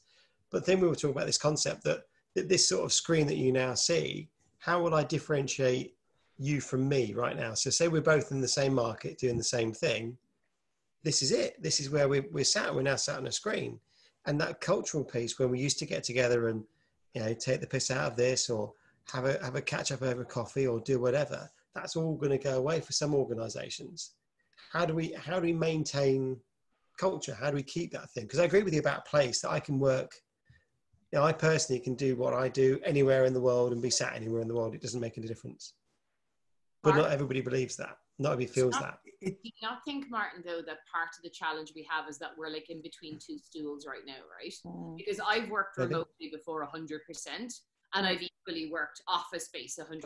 And I think the challenge we have right now is that, like, in a fully remote working environment, you still spend money and time bringing people together, don't you? And absolutely, connecting stuff, whereas we can't do that right now, or maybe it's starting to ease and maybe we can do a bit of it soonish, or whatever the whole timeline looks like. But I think for me, the bit I'm most excited about as an employer is actually, ironically, it's the potential around remote working, but not for why everybody thinks it is. Like, I know the TA people and all of you guys is going, it's going to be easier to get people, right? And that's, you know, I don't necessarily think that's true, right? But I think it's harder. It's much easier. It's much easier to say, come and work here come and work for me in X. Come and work for me in Wigan. Let's pick somewhere nobody wants to work. Let's go to Wigan. I can look for people in and around Wigan. Yeah. Our Zoom is faster than their Zoom. Exactly. But you know what I mean? Yeah, so but it is a bit not being funny. Wigan's in the 19th Please complete your thought, Michelle. But you know what I mean? It says Wigan, whereas come work for me anywhere in the world. Oh Christ, now I'm looking at 8 billion people rather than just the 4 people I really want in Wigan. But I think what's really exciting about it is it strips away all the bullshit of like, you know, having come from high-end tech, we've got better slides and bigger ball pits and better lunch. And that's just Johnny. But other companies aside from Johnny's. Slides are exceptional. But it strips away that, and actually what it brings us back to is more like purpose, right? Like I think that when you break down really simply what employees want, right? They want to do good work with great people, right? Yep. When you strip away the bullshit of like, we've got a shiny office and we've got massages on site and all that CrossFit gyms and everything. And I've worked in that, so I'm much a part of that. I can't complain. But suddenly it actually boils back to, if I work in Google or I work for Acme ABC company, it really brings it back to what matters, which is actually, do I like my job? And do I really like the people I work with? And I think that's for me, with my employer hat on, the most exciting part, because it takes it back to basics. But I do accept, Martin, it's harder and all the other bits. So I think about what Akin was saying earlier about it's down to each individual person to get off their butt and do something. And we talked about the 70% of people not happy. But if my job is sat in this chair, no matter who I work for, I'm looking at the same black mirror, I'm sitting on the same screen behind me, I've got the same window, the same lights, then who I work for actually doesn't really matter that much. So if you're offering me maybe a more challenging piece of work to get involved with, maybe I'd be more willing to hop. Maybe I'd be more volatile in who I choose. Maybe the future is shorter term gig contingent type working, where I can sort of say, oh, okay, give me a 2-week assignment. I can sit here, I can deliver it. I can sit here, I can deliver it. Maybe there's an Uber mentality about employment, where I log in as an Uber worker, and I just take jobs off the queue, and I sit in my same chair delivering for the people around the world. Most modern work isn't like that. It's involved collaboration, right? Like most modern work, to get something done, you got to talk to six people, right? Involve 6 people. So therefore, you might be at the same desk with the same laptop, but what 6 people am I logging onto? Those fucking assholes are these really nice people, right? And that's key. So you're gonna try and find the group of people that are less assholish to work with, because you're kind of going, I could be here talking to another 6 people. Why am I talking to these 6 people? And that's going to become, back to Michelle's point, you're going to really look at who are the people I'm going to go work for? What do they stand for? Well, what do they do? Will they back me up? Will I like interacting with them? Will they go the extra mile with me? And is this good work? Do we align for? Right? It really will have to come down to that. Yeah, but you say that, Johnny. Fiverr.com. If you want a graphic designer, you want a new logo designed, do you need to hire a marketing team, a graphic design team? You pop onto Fiverr.com, put the brief out there and say, give me a bid on it. And then you've got an instant marketing team. Actually, you can put it out to 3 people, get 3 different tenders and pick one. You want some credit control done. I just want to phone up a credit controller who can get on and chase it. But it's not the majority of jobs. Because there isn't one way of doing it, 100%. Yeah. Johnny, what I'm curious to see your thoughts on is, like, it's almost the flip side of what Akin was talking about, right? About how comfortable people get. So we've just had a really contradictory argument. People get really comfortable and they don't move easily, to the other extreme of where saying, oh, they're going to stop hop every 2 minutes. So we kind of have to get behind probably one end of the belief system or the other, right? It's probably both. Both, yeah. Why not? It is both, guys. There's a lot of people out there. And it's going to be so. It's like we're in. Well, let me just speak for myself. This is by far the most exciting period that I have lived through. I have no idea what's happening next. And there's probably a lot of like employers who are rubbing their hands together thinking that they're going to get their way. And what's going to happen is once all of these employees come back, they're going to have tasted, like they're going to realize, oh, wow, I was traveling, commuting like 2 hours a day. I was hanging around with all of these people that I hate. I was working on all of this crap. I had time to actually enjoy my life. I imagine there's going to be a big, I guess we were arguing about evolution or revolution earlier. It's quite possible that we will see a massive surge in people who are a bit like, you know what? I'm not going back to that job. Like, I'm not going back to living my life in a way that I now have like this 3 month or possibly longer period of actually enjoying my life and liking myself. They're going to go back and I'm not sacrificing that, not for this company. I'm so excited just to, I feel massively privileged to be able to live in this time, to be able to experience it, but to also observe it at the same time. This is fascinating stuff. It all comes down to supply and demand, doesn't it? I'm going to pick on you, Jacob, because you're a cynic like me. Yeah, it does. There'll be. I agree with you, Akin, but I think there's money plays a part. It's back to that thing that I think. I use an example. I had a conversation this week with somebody about employer brand. They were like, let's think about the future. We need to refine what we are, etc., etc. And they were like, yeah, but maybe we don't. Maybe we've just got jobs and people want jobs, and that'll be enough. So it does depend. It depends what the next few months actually turn out to be like, with furlough coming to an end, sort of in the UK at least, end of October. There could be a horrible Christmas for some people. It might be all right then. We might by then have gone out and embraced the world, moved on. It's all going to be fine. On that subject, I'm going to do that thing that people do. I make it 24 past 9. This is going live out to 2 people. Now, we believe we know who these 2 people are. This is Mum and Dad. You're my 2 favorite people. You mean that we've been sitting here talking to each other? I've logged into YouTube as well, so one of them's me.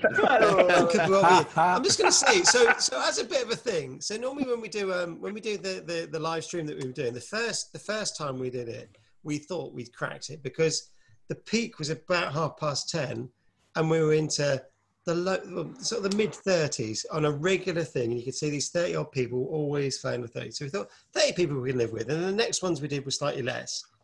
And the third one was less, but then the people stayed longer, if that makes sense as well. So we're comfortable with that. This isn't it.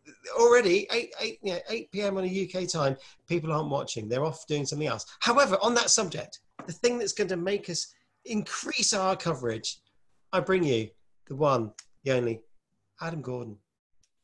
Hey, pipelines! There he is. He's got a beard. He didn't hear it. Actually, that proves that when you're in the waiting room, you can't be heard. Yep. Thank God. All right, Adam. He looks so patient with us. I was clean shaven until I joined. Don't start me waiting. I've been waiting for a dramatic moment to bring you in. This lot have been talking about this and that and this and that and a new talent pipeline and talent pipeline that. Internal. Some of them are automated. Some of them aren't. I'm so glad we settled the talent pipeline question. Let's agree and move on from that. Folks. That's right. So we all agree it's a thing. Okay. Anyway, so moving on. So, Mark, your question, your comment about employer branding, right? In the last 3 months, I have never seen such a shift in the values that people hold and what matters in employer brand, right? In that I've seen this massive shift towards, I'm sure we've all seen it, towards values-based employer branding versus, the stuff that Michelle talked about, right? Where it really is, thankfully, about what you stand for. And people are voting with their feet. People are voting to enter an unemployment market where they're likely to remain unemployed for a year because they just disagree with the values of their employer. And that's happening across the board in massive companies in all sorts of roles, where you kind of think people should hold on to their jobs. It's a scary economy out there. You never know what's going to happen.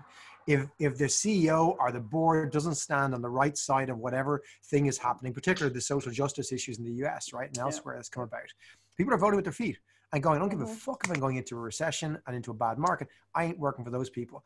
I actually think 4 months ago, they would have stayed in their jobs on the same issues. I think something's happened where people have just moved towards this values focus around employer branding, saying, I am not going to stay in that company if they're their values.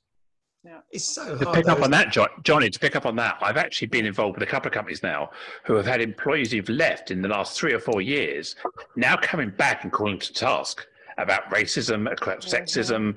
So people are now coming back and saying, I feel the weight of the world is on my side now, and I'm going to tell you, you were a bad employer. I experienced racism. I experienced sexism. I experienced this. And I'm going to go public with it because I know that I can now be heard.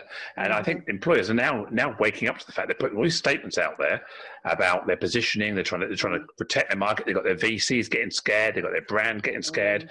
And they're trying to defend. So, yeah, not only are people leaving, but people are coming back with a vengeance as well. So even in a company, I was just going to say, even in a company of the size of mine, there's 19 of us in the business. And I said to Scott the other day, what's our purpose? And he said, well, it's making talent pipeline automation accessible to every employer around the world. And I said, no, that's not. That's our vision. That's not a purpose. And we've got to actually change everything. And we've got to really start thinking about what is our purpose and not what is our, sort of mission. Yeah, exactly. And I think we've got to start with that. And we're ripping everything up. Even a small company like us, we're ripping everything up because it'll benefit everything that we do and everybody we work with to really do that and think carefully about it. So I posted an article in the chat about half an hour ago, and it's referenced by Angela Duckworth in her book Grit from a few years ago. And it's a piece of research that interviewed people in different professions and asked them basically, what they felt about their jobs, right? And it was kind of, some people would say, this is just something I do to make money. This is something I do to help others, or others would see the greater purpose of what they're doing. And the interesting thing is those 3 categories, it's just money, or I do it to further myself, or I have some big cause. No matter what the profession, whether it's bricklayer, garbage person, doctor, teacher, the same percentage of people fell in each category. Like, it wasn't the job that would lead more people to feel it's noble or have purpose. She found that the researchers found that pretty much every job had the same percentages. And that the conclusion of it was that it's a state of mind that any job can be connected to purpose. And it's the connecting it to a purpose that matters. Which I thought was fascinating, in terms of like, don't take shit jobs. Maybe there isn't a shit job. There's just an employer who hasn't connected the purpose for you, and hasn't made you see, again, the bricklayer, I do it to earn money. I do it so I can develop my career as a bricklayer, or I'm building the house of worship for God, or whatever that she or he is involved in, right? It's the same job, but the perception of what you're doing changes the happiness of the person as well. I think, to your point, Adam, if you have nailed that vision and you're really good at communicating it in the organization, which most of us aren't, right? And that's what changes. The same job, a person doing the exact same thing can just see it in a completely different light. Yeah. I think we need to be careful about the whole subject of purpose, because there is purpose, which is saving lives, and then there are pseudo purposes. I don't mean to demean anything or anyone about their product or solution, but there is a distinction in that. And there's a distinction in terms of the value that people will put into that. So I worked for a company that was producing cancer diagnostics. I mean, you probably couldn't find many other things that were as noble in terms of purpose than that. Try to compare that to a company that produces fridges, for that matter. Okay, so again, we have to come back to what is ideals we're talking about and what is reality. Okay, and reality has a nasty habit of biting our backs in terms of what is out there. So again, we can try to all say, I want to have purpose. I want to bring purpose into my organization, but it's only few that can actually do it, I would say. Well, when I heard Aaron Matos, who's the founder of Paradox, that's famous for the Olivia chatbot, when I heard him talking on an interview with George LaRocque a few weeks ago about the investment round that he just raised, and I listened to the passion that he has about making recruitment much better for everybody, especially candidates. I thought to myself, hold on, putting talent pipeline automation in, within arm's reach of every HR director is not nearly such a good purpose as what he's got. And so you've got to really kind of think, and I agree with your point. Not everybody can be Greenpeace. Not everybody can be Amnesty International. I absolutely agree with that.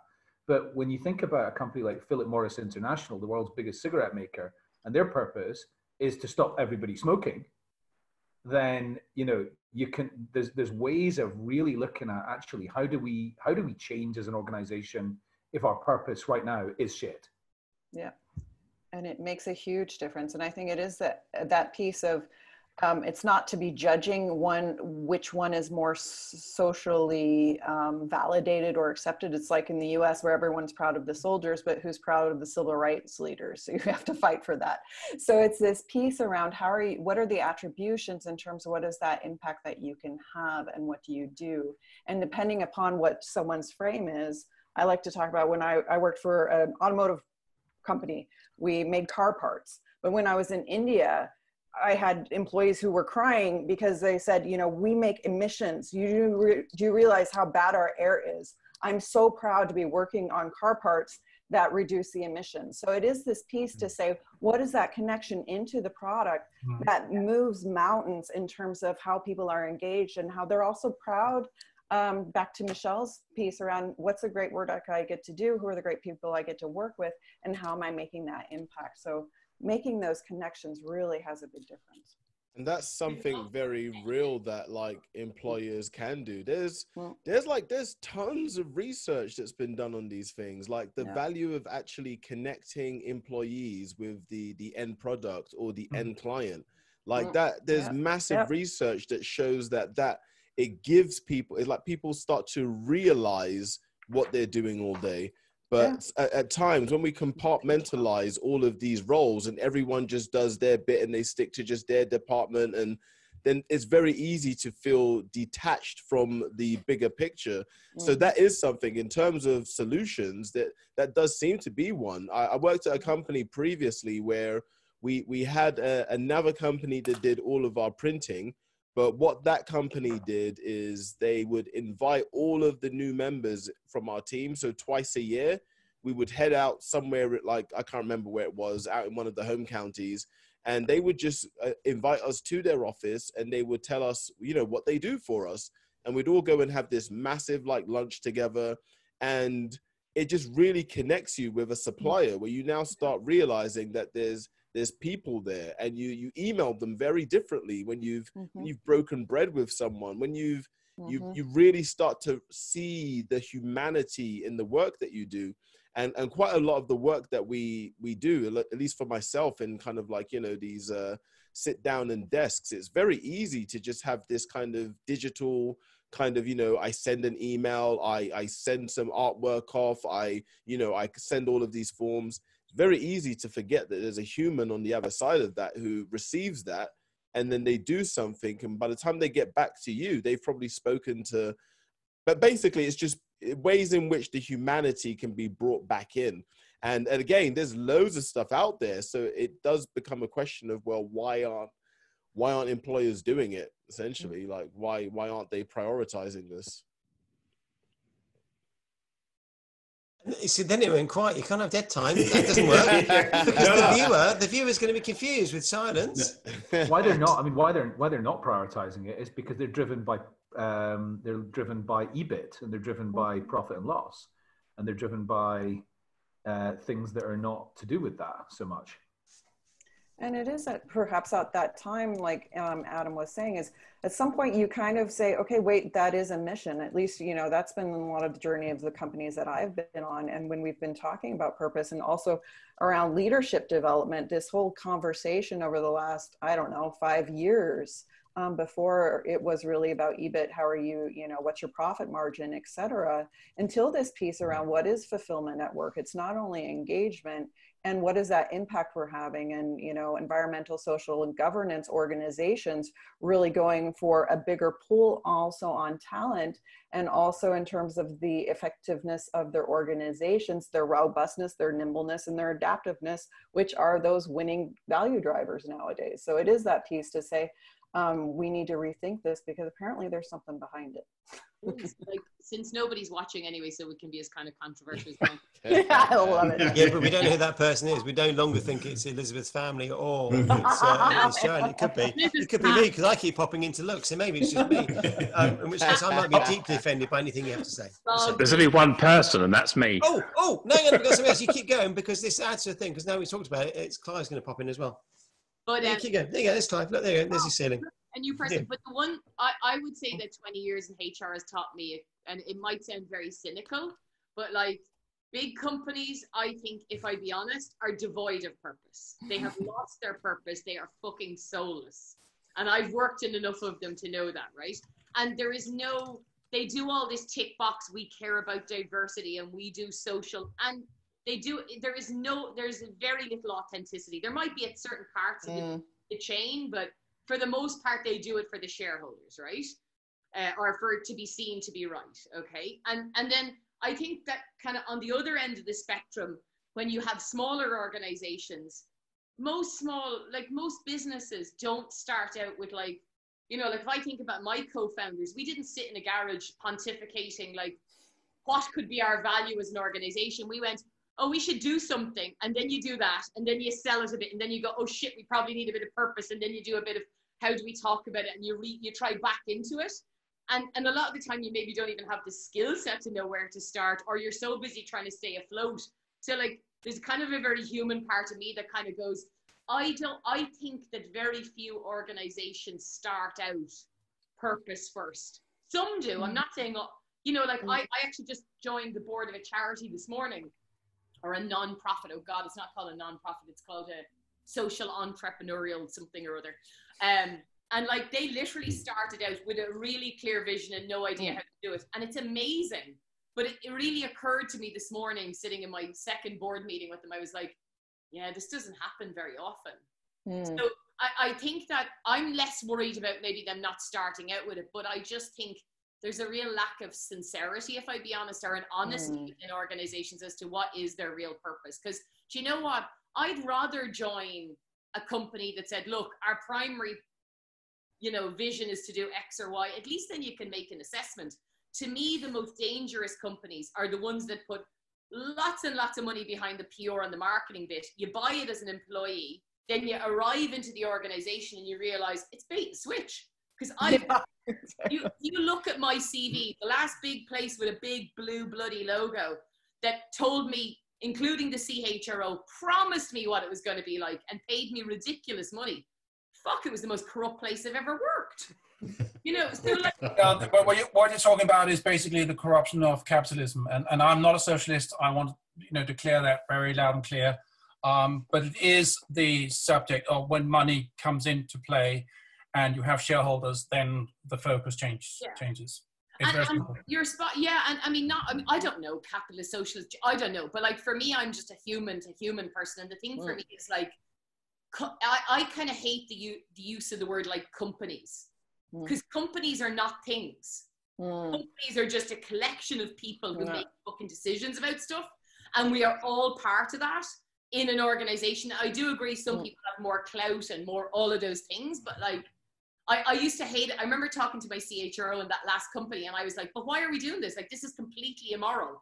And he was like, well, this is what the organization does. And I was like, dude, you're the CHRO. And I'm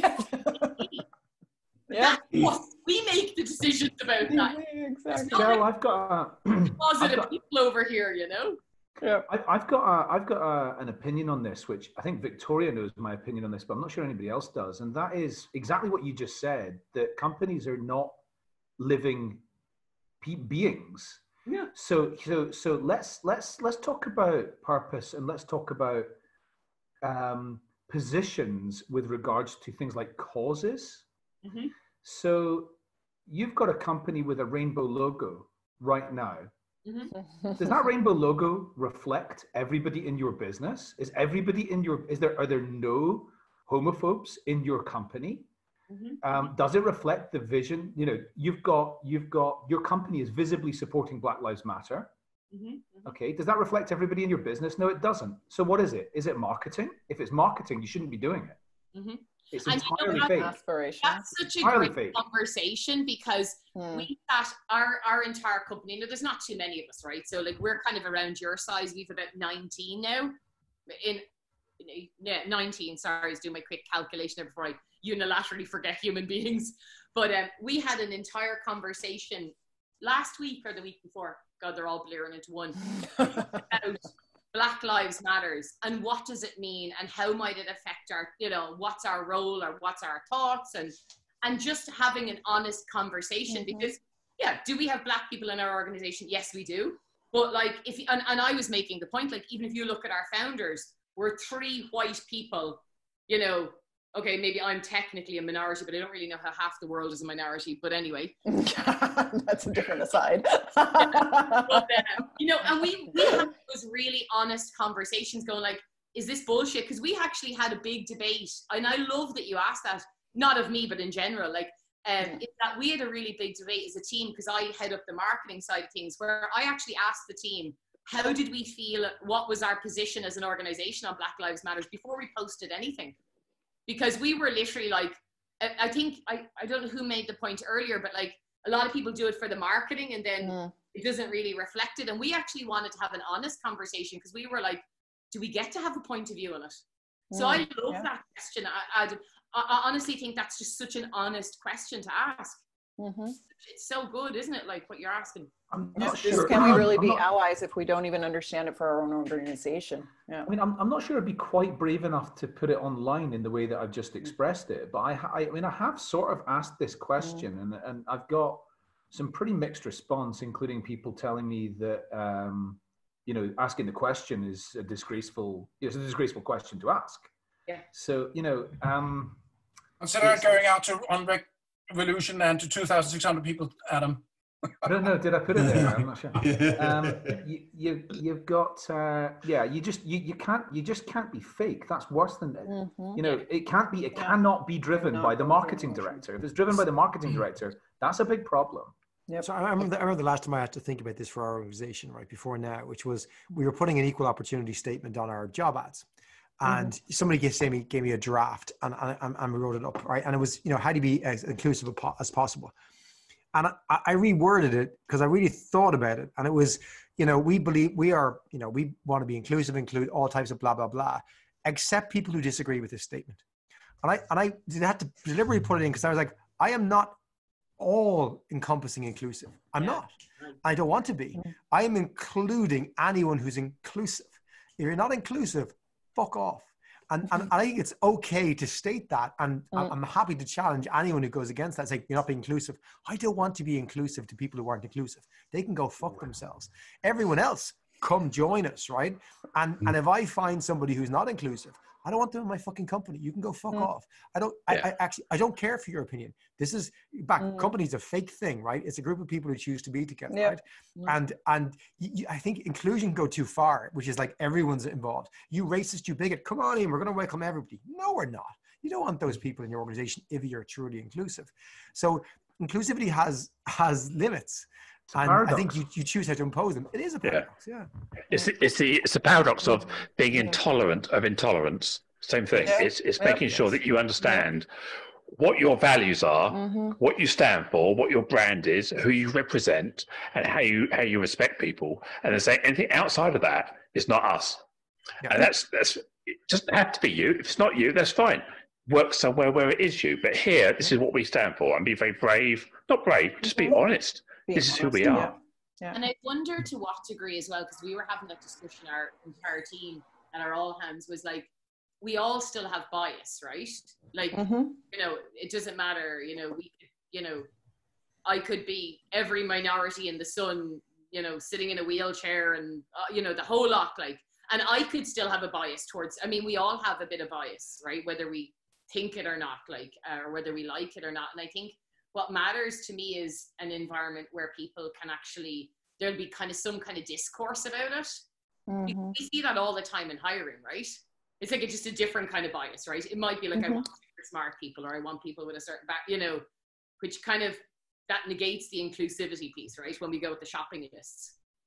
Is that, we all, Johnny, you've done, and I'm sure the other people have done, you guys have done some amazing research on this. So like, I think it goes, I think the thing for me is that we're at a point where we see diversity in a more linear way, but we haven't really addressed real diversity. Like we haven't talked about kind of, you know, kind of neurotypical diversity. We haven't thought about, you know, like we're just doing this superficial, like black or white, male or female, which are important and need to be addressed. But it'd be great, wouldn't it? How cool would it be if we could like get a bit beyond that? But I mean, I have a question. I have a question on that to the group, if I may. Go.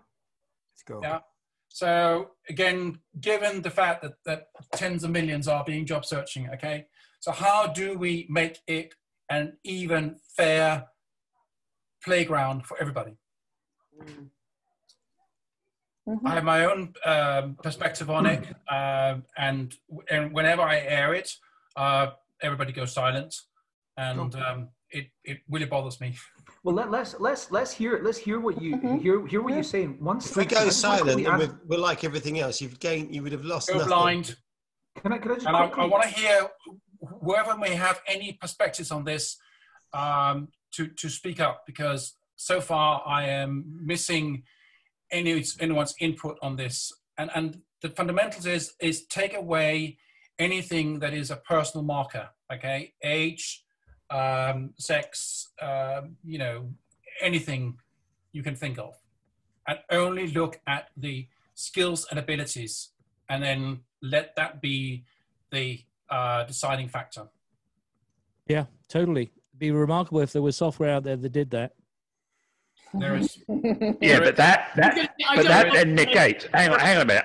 That sounds like this nirvana privileged world, but that negates valuing people's lived experience, people's ethnicity, people's values. If we're purely boiling it down to time served experience, what about the richness I can bring through my insight? How could you represent your customer base, your stakeholders, your shareholders, with a monoculture? And often what happens when we look at these diversity or these unbiased recruitment processes, it forces us down this very clinical route. So if I wanted to do a positive action campaign to target underrepresented people, if I want to target more women, how do I do that with unbiased recruitment? I can't, because I've got to put more people in my funnel to get more of the people I want out of my funnel. And if we're not good at that process, we're not going to win. We're hiring 50-50, this is a very simple thing. If we hire 50-50 men and women, the needle won't move. Women will still be a minority. We've got to hire 70% more women than we hire men to make a change. Can I add one bit to that? Because I've actually done a fair bit of research of this in the tech world, where you have like engineers that work in your HR team, so they can like, they write crazy databases and they look at all the algorithms and all that stuff for you because they're friggin' amazing. But the problem becomes, in my opinion, yes, there's a problem at the top of the funnel, right? You know, the recruitment. But the problem is that shit kicks in still later, right? So it's what happens when the woman goes on maternity leave? What happens when we come to decisions about promotions? It's the problem with the issues we have around discrimination or a lack of diversity and inclusive thinking is that it permeates the day to day. So it's not about saying that's not a good thing to do to try and make your recruitment process less unbiased, because that of course is a no-brainer to do good stuff like that. But the problem is that the reality of your world once you join is no different. But Michelle, if you already have them in the funnel, right? If you already have, on the basis of blind, you have a hugely diverse group of individuals, okay? And we agree that this is the way that the funnel will work, okay? Then it's a bit like, you know, a fish hook. It's difficult to go the other way because they're already in there, and try to argue against, you know, the capability is pretty hard work.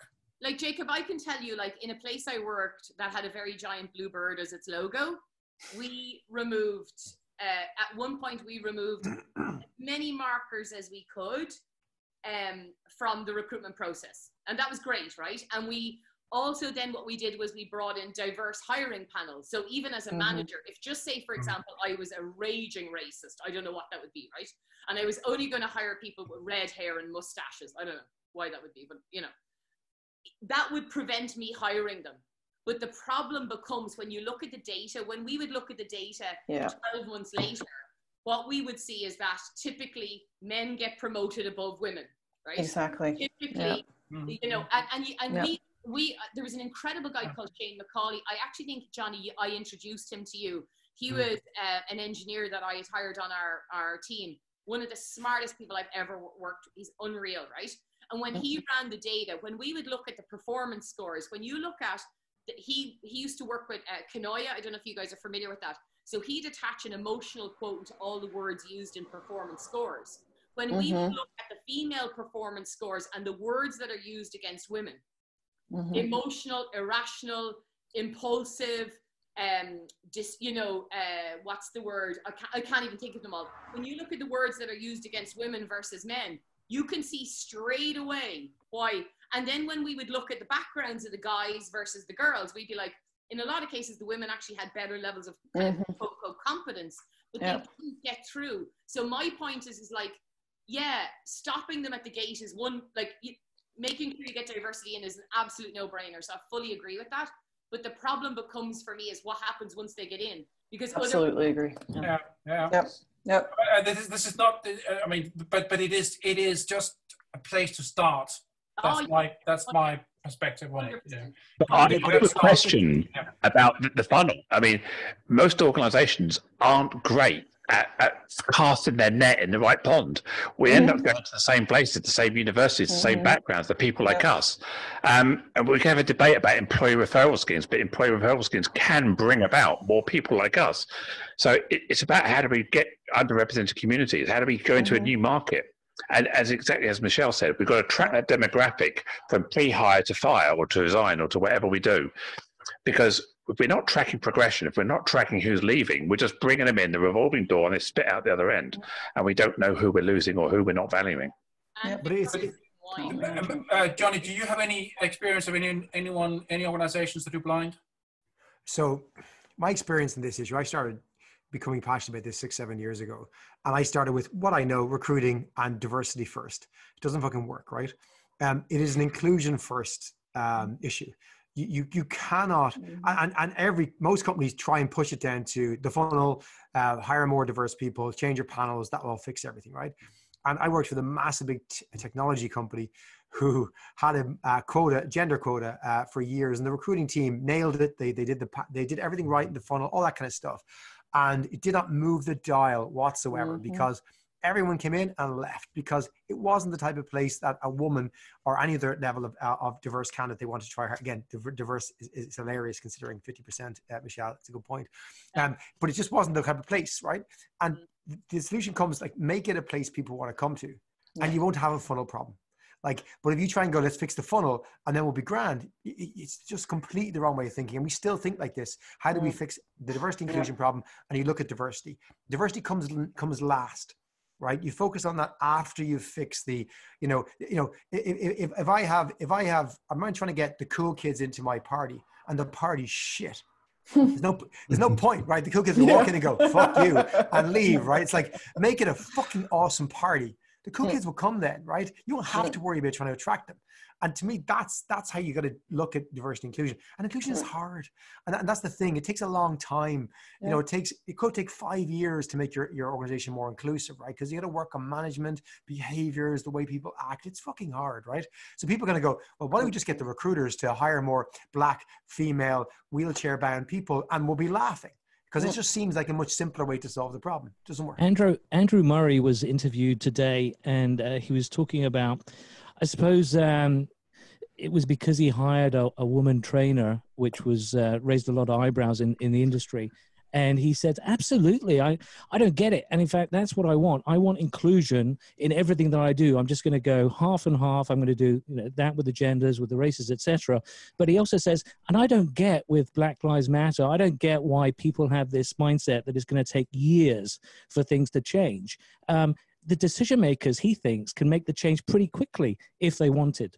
And I thought that was powerful, right? It's like, yeah, it's going to happen, but we're just going to have to wait. And it's, it's exactly what you were saying about how it can take time. Why is that? Why should it take so long? Why can't it just happen so quickly? Decision makers can change things, but people, inclusivity comes from everyone in the organization. Exactly. All of a sudden has to change their behaviors. And that just takes a long time. You can make decisions very quickly. I agree with that. And you can just we're going to do this. But it's going to take so much effort over many years to truly get past that tipping point. Because humans are fucking slow, to our point earlier on about the resistance to change, right? You'll stay in shit jobs that you hate because you don't like change. We don't like changing. It's not that we don't believe in inclusivity. We do. It's just like, I like the way I run meetings. I talk to my team. I, do these kind of things.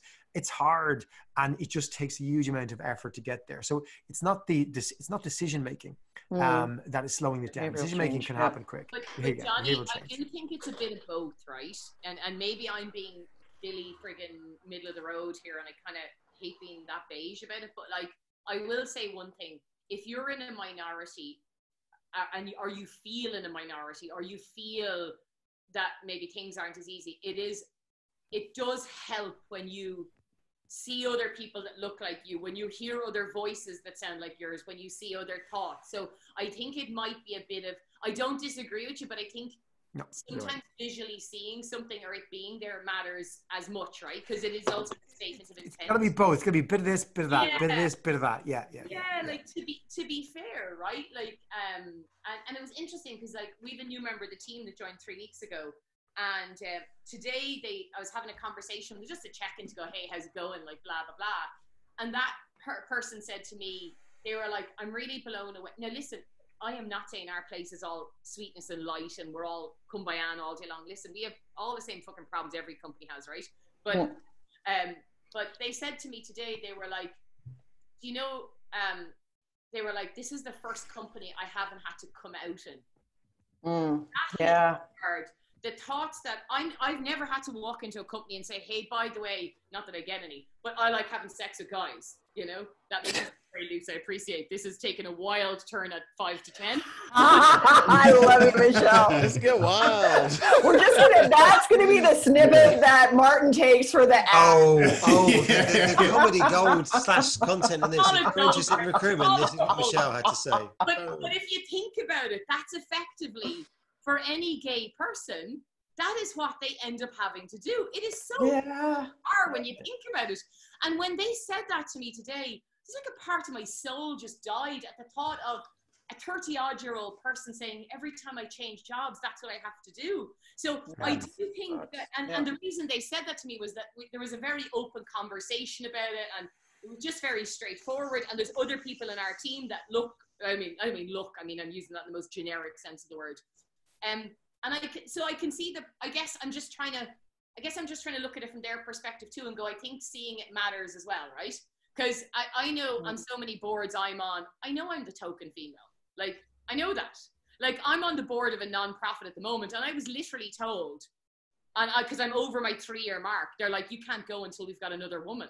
Like, great.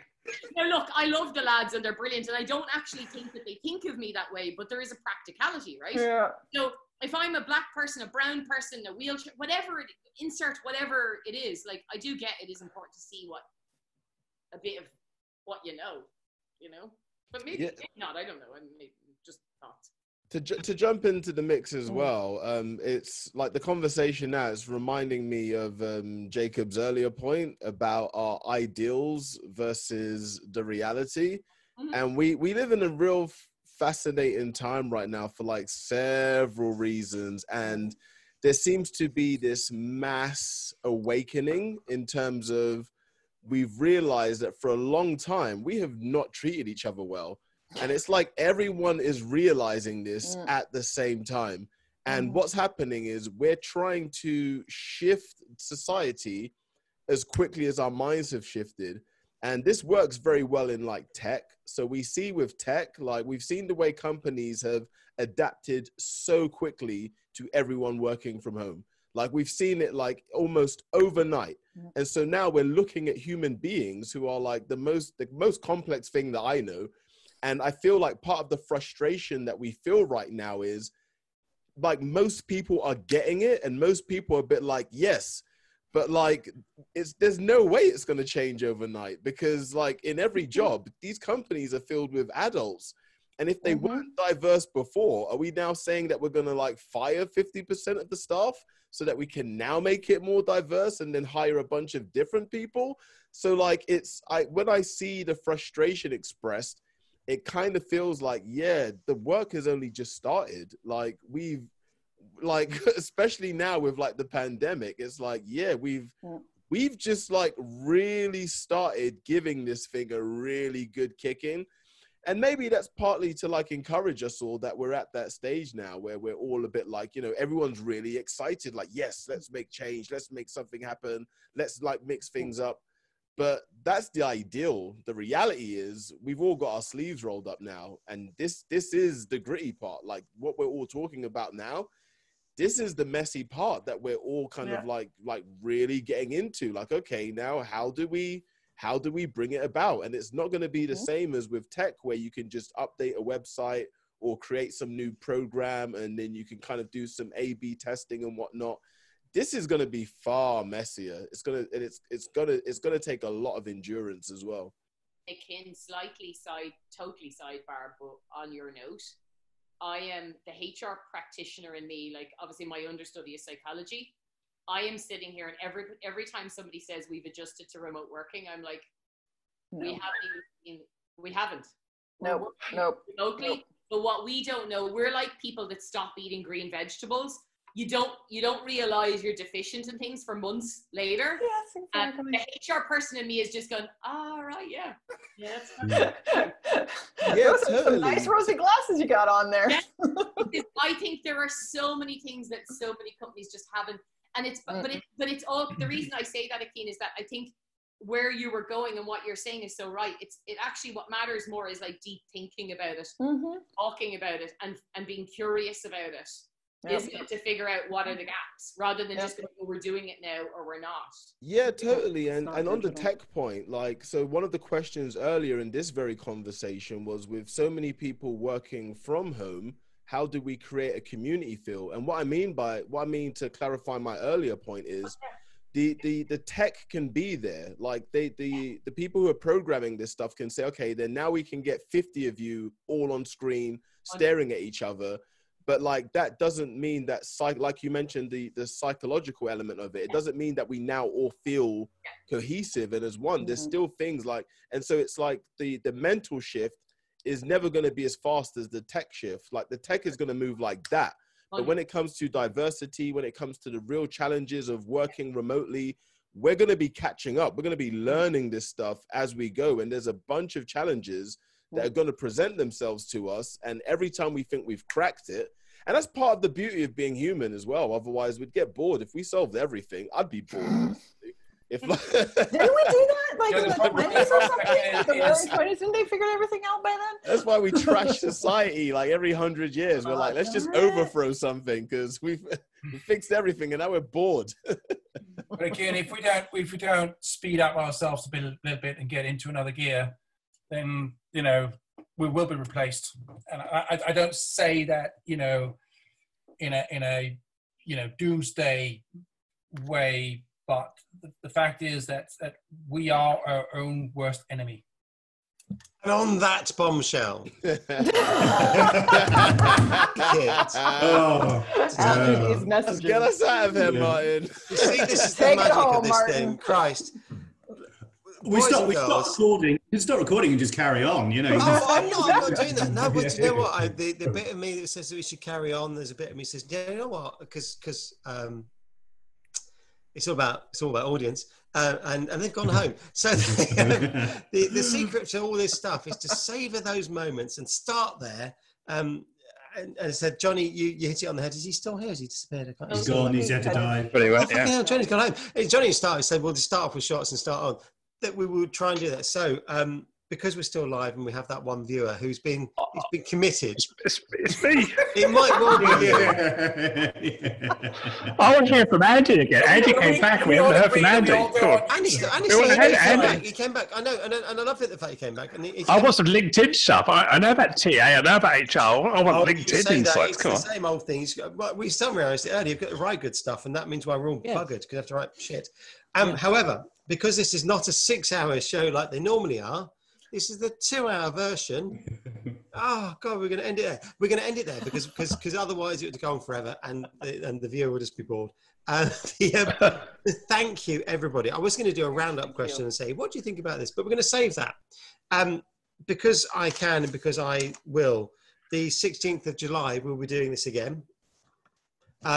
Between now and then is we'll get you all back on again. So between now and then is the TA Global Gathering. Jamie, you couldn't make it tonight. And so we'd love to help you support that because we love it. Because I've done my bit. I've done my 15 minutes of awfulness. Jacob, I know you've done your 15 minutes of awfulness. It's an awful thing. This is better because at least you get to talk to people and they go, oh no, this is that, whatever. So we're going to do...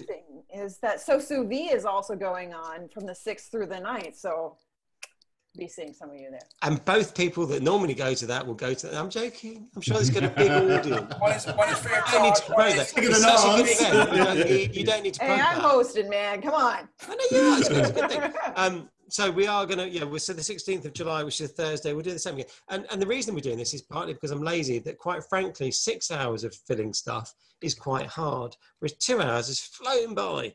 And maybe it's because I've drunk more wine, maybe it's not, I don't know. But it's just it's an easier thing to do. And I also think that the reason we started this type of thing was purely to have some noise, some background in people's lives where they thought, actually, I'm sat at home, I'm doing whatever.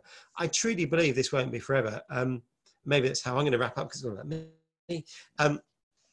This was a diversion away from in-the-room events. It's a diversion away from True Manchester, True Leeds, True Berlin, True Copenhagen. Should anybody ever want to go, let's be honest, there's only 2 Danish people that will be there, and one of us isn't actually Danish. Wonderful Copenhagen. And Jacob will bring another one. I'm going to bring Prince Frederick along because I awkward to know the Crown Prince of Denmark. That's my my least great claim to fame, but I genuinely know him. And we'll do something there. But yeah, 16th of July, we'll bring as many people as you can come along again because it's been a good thing.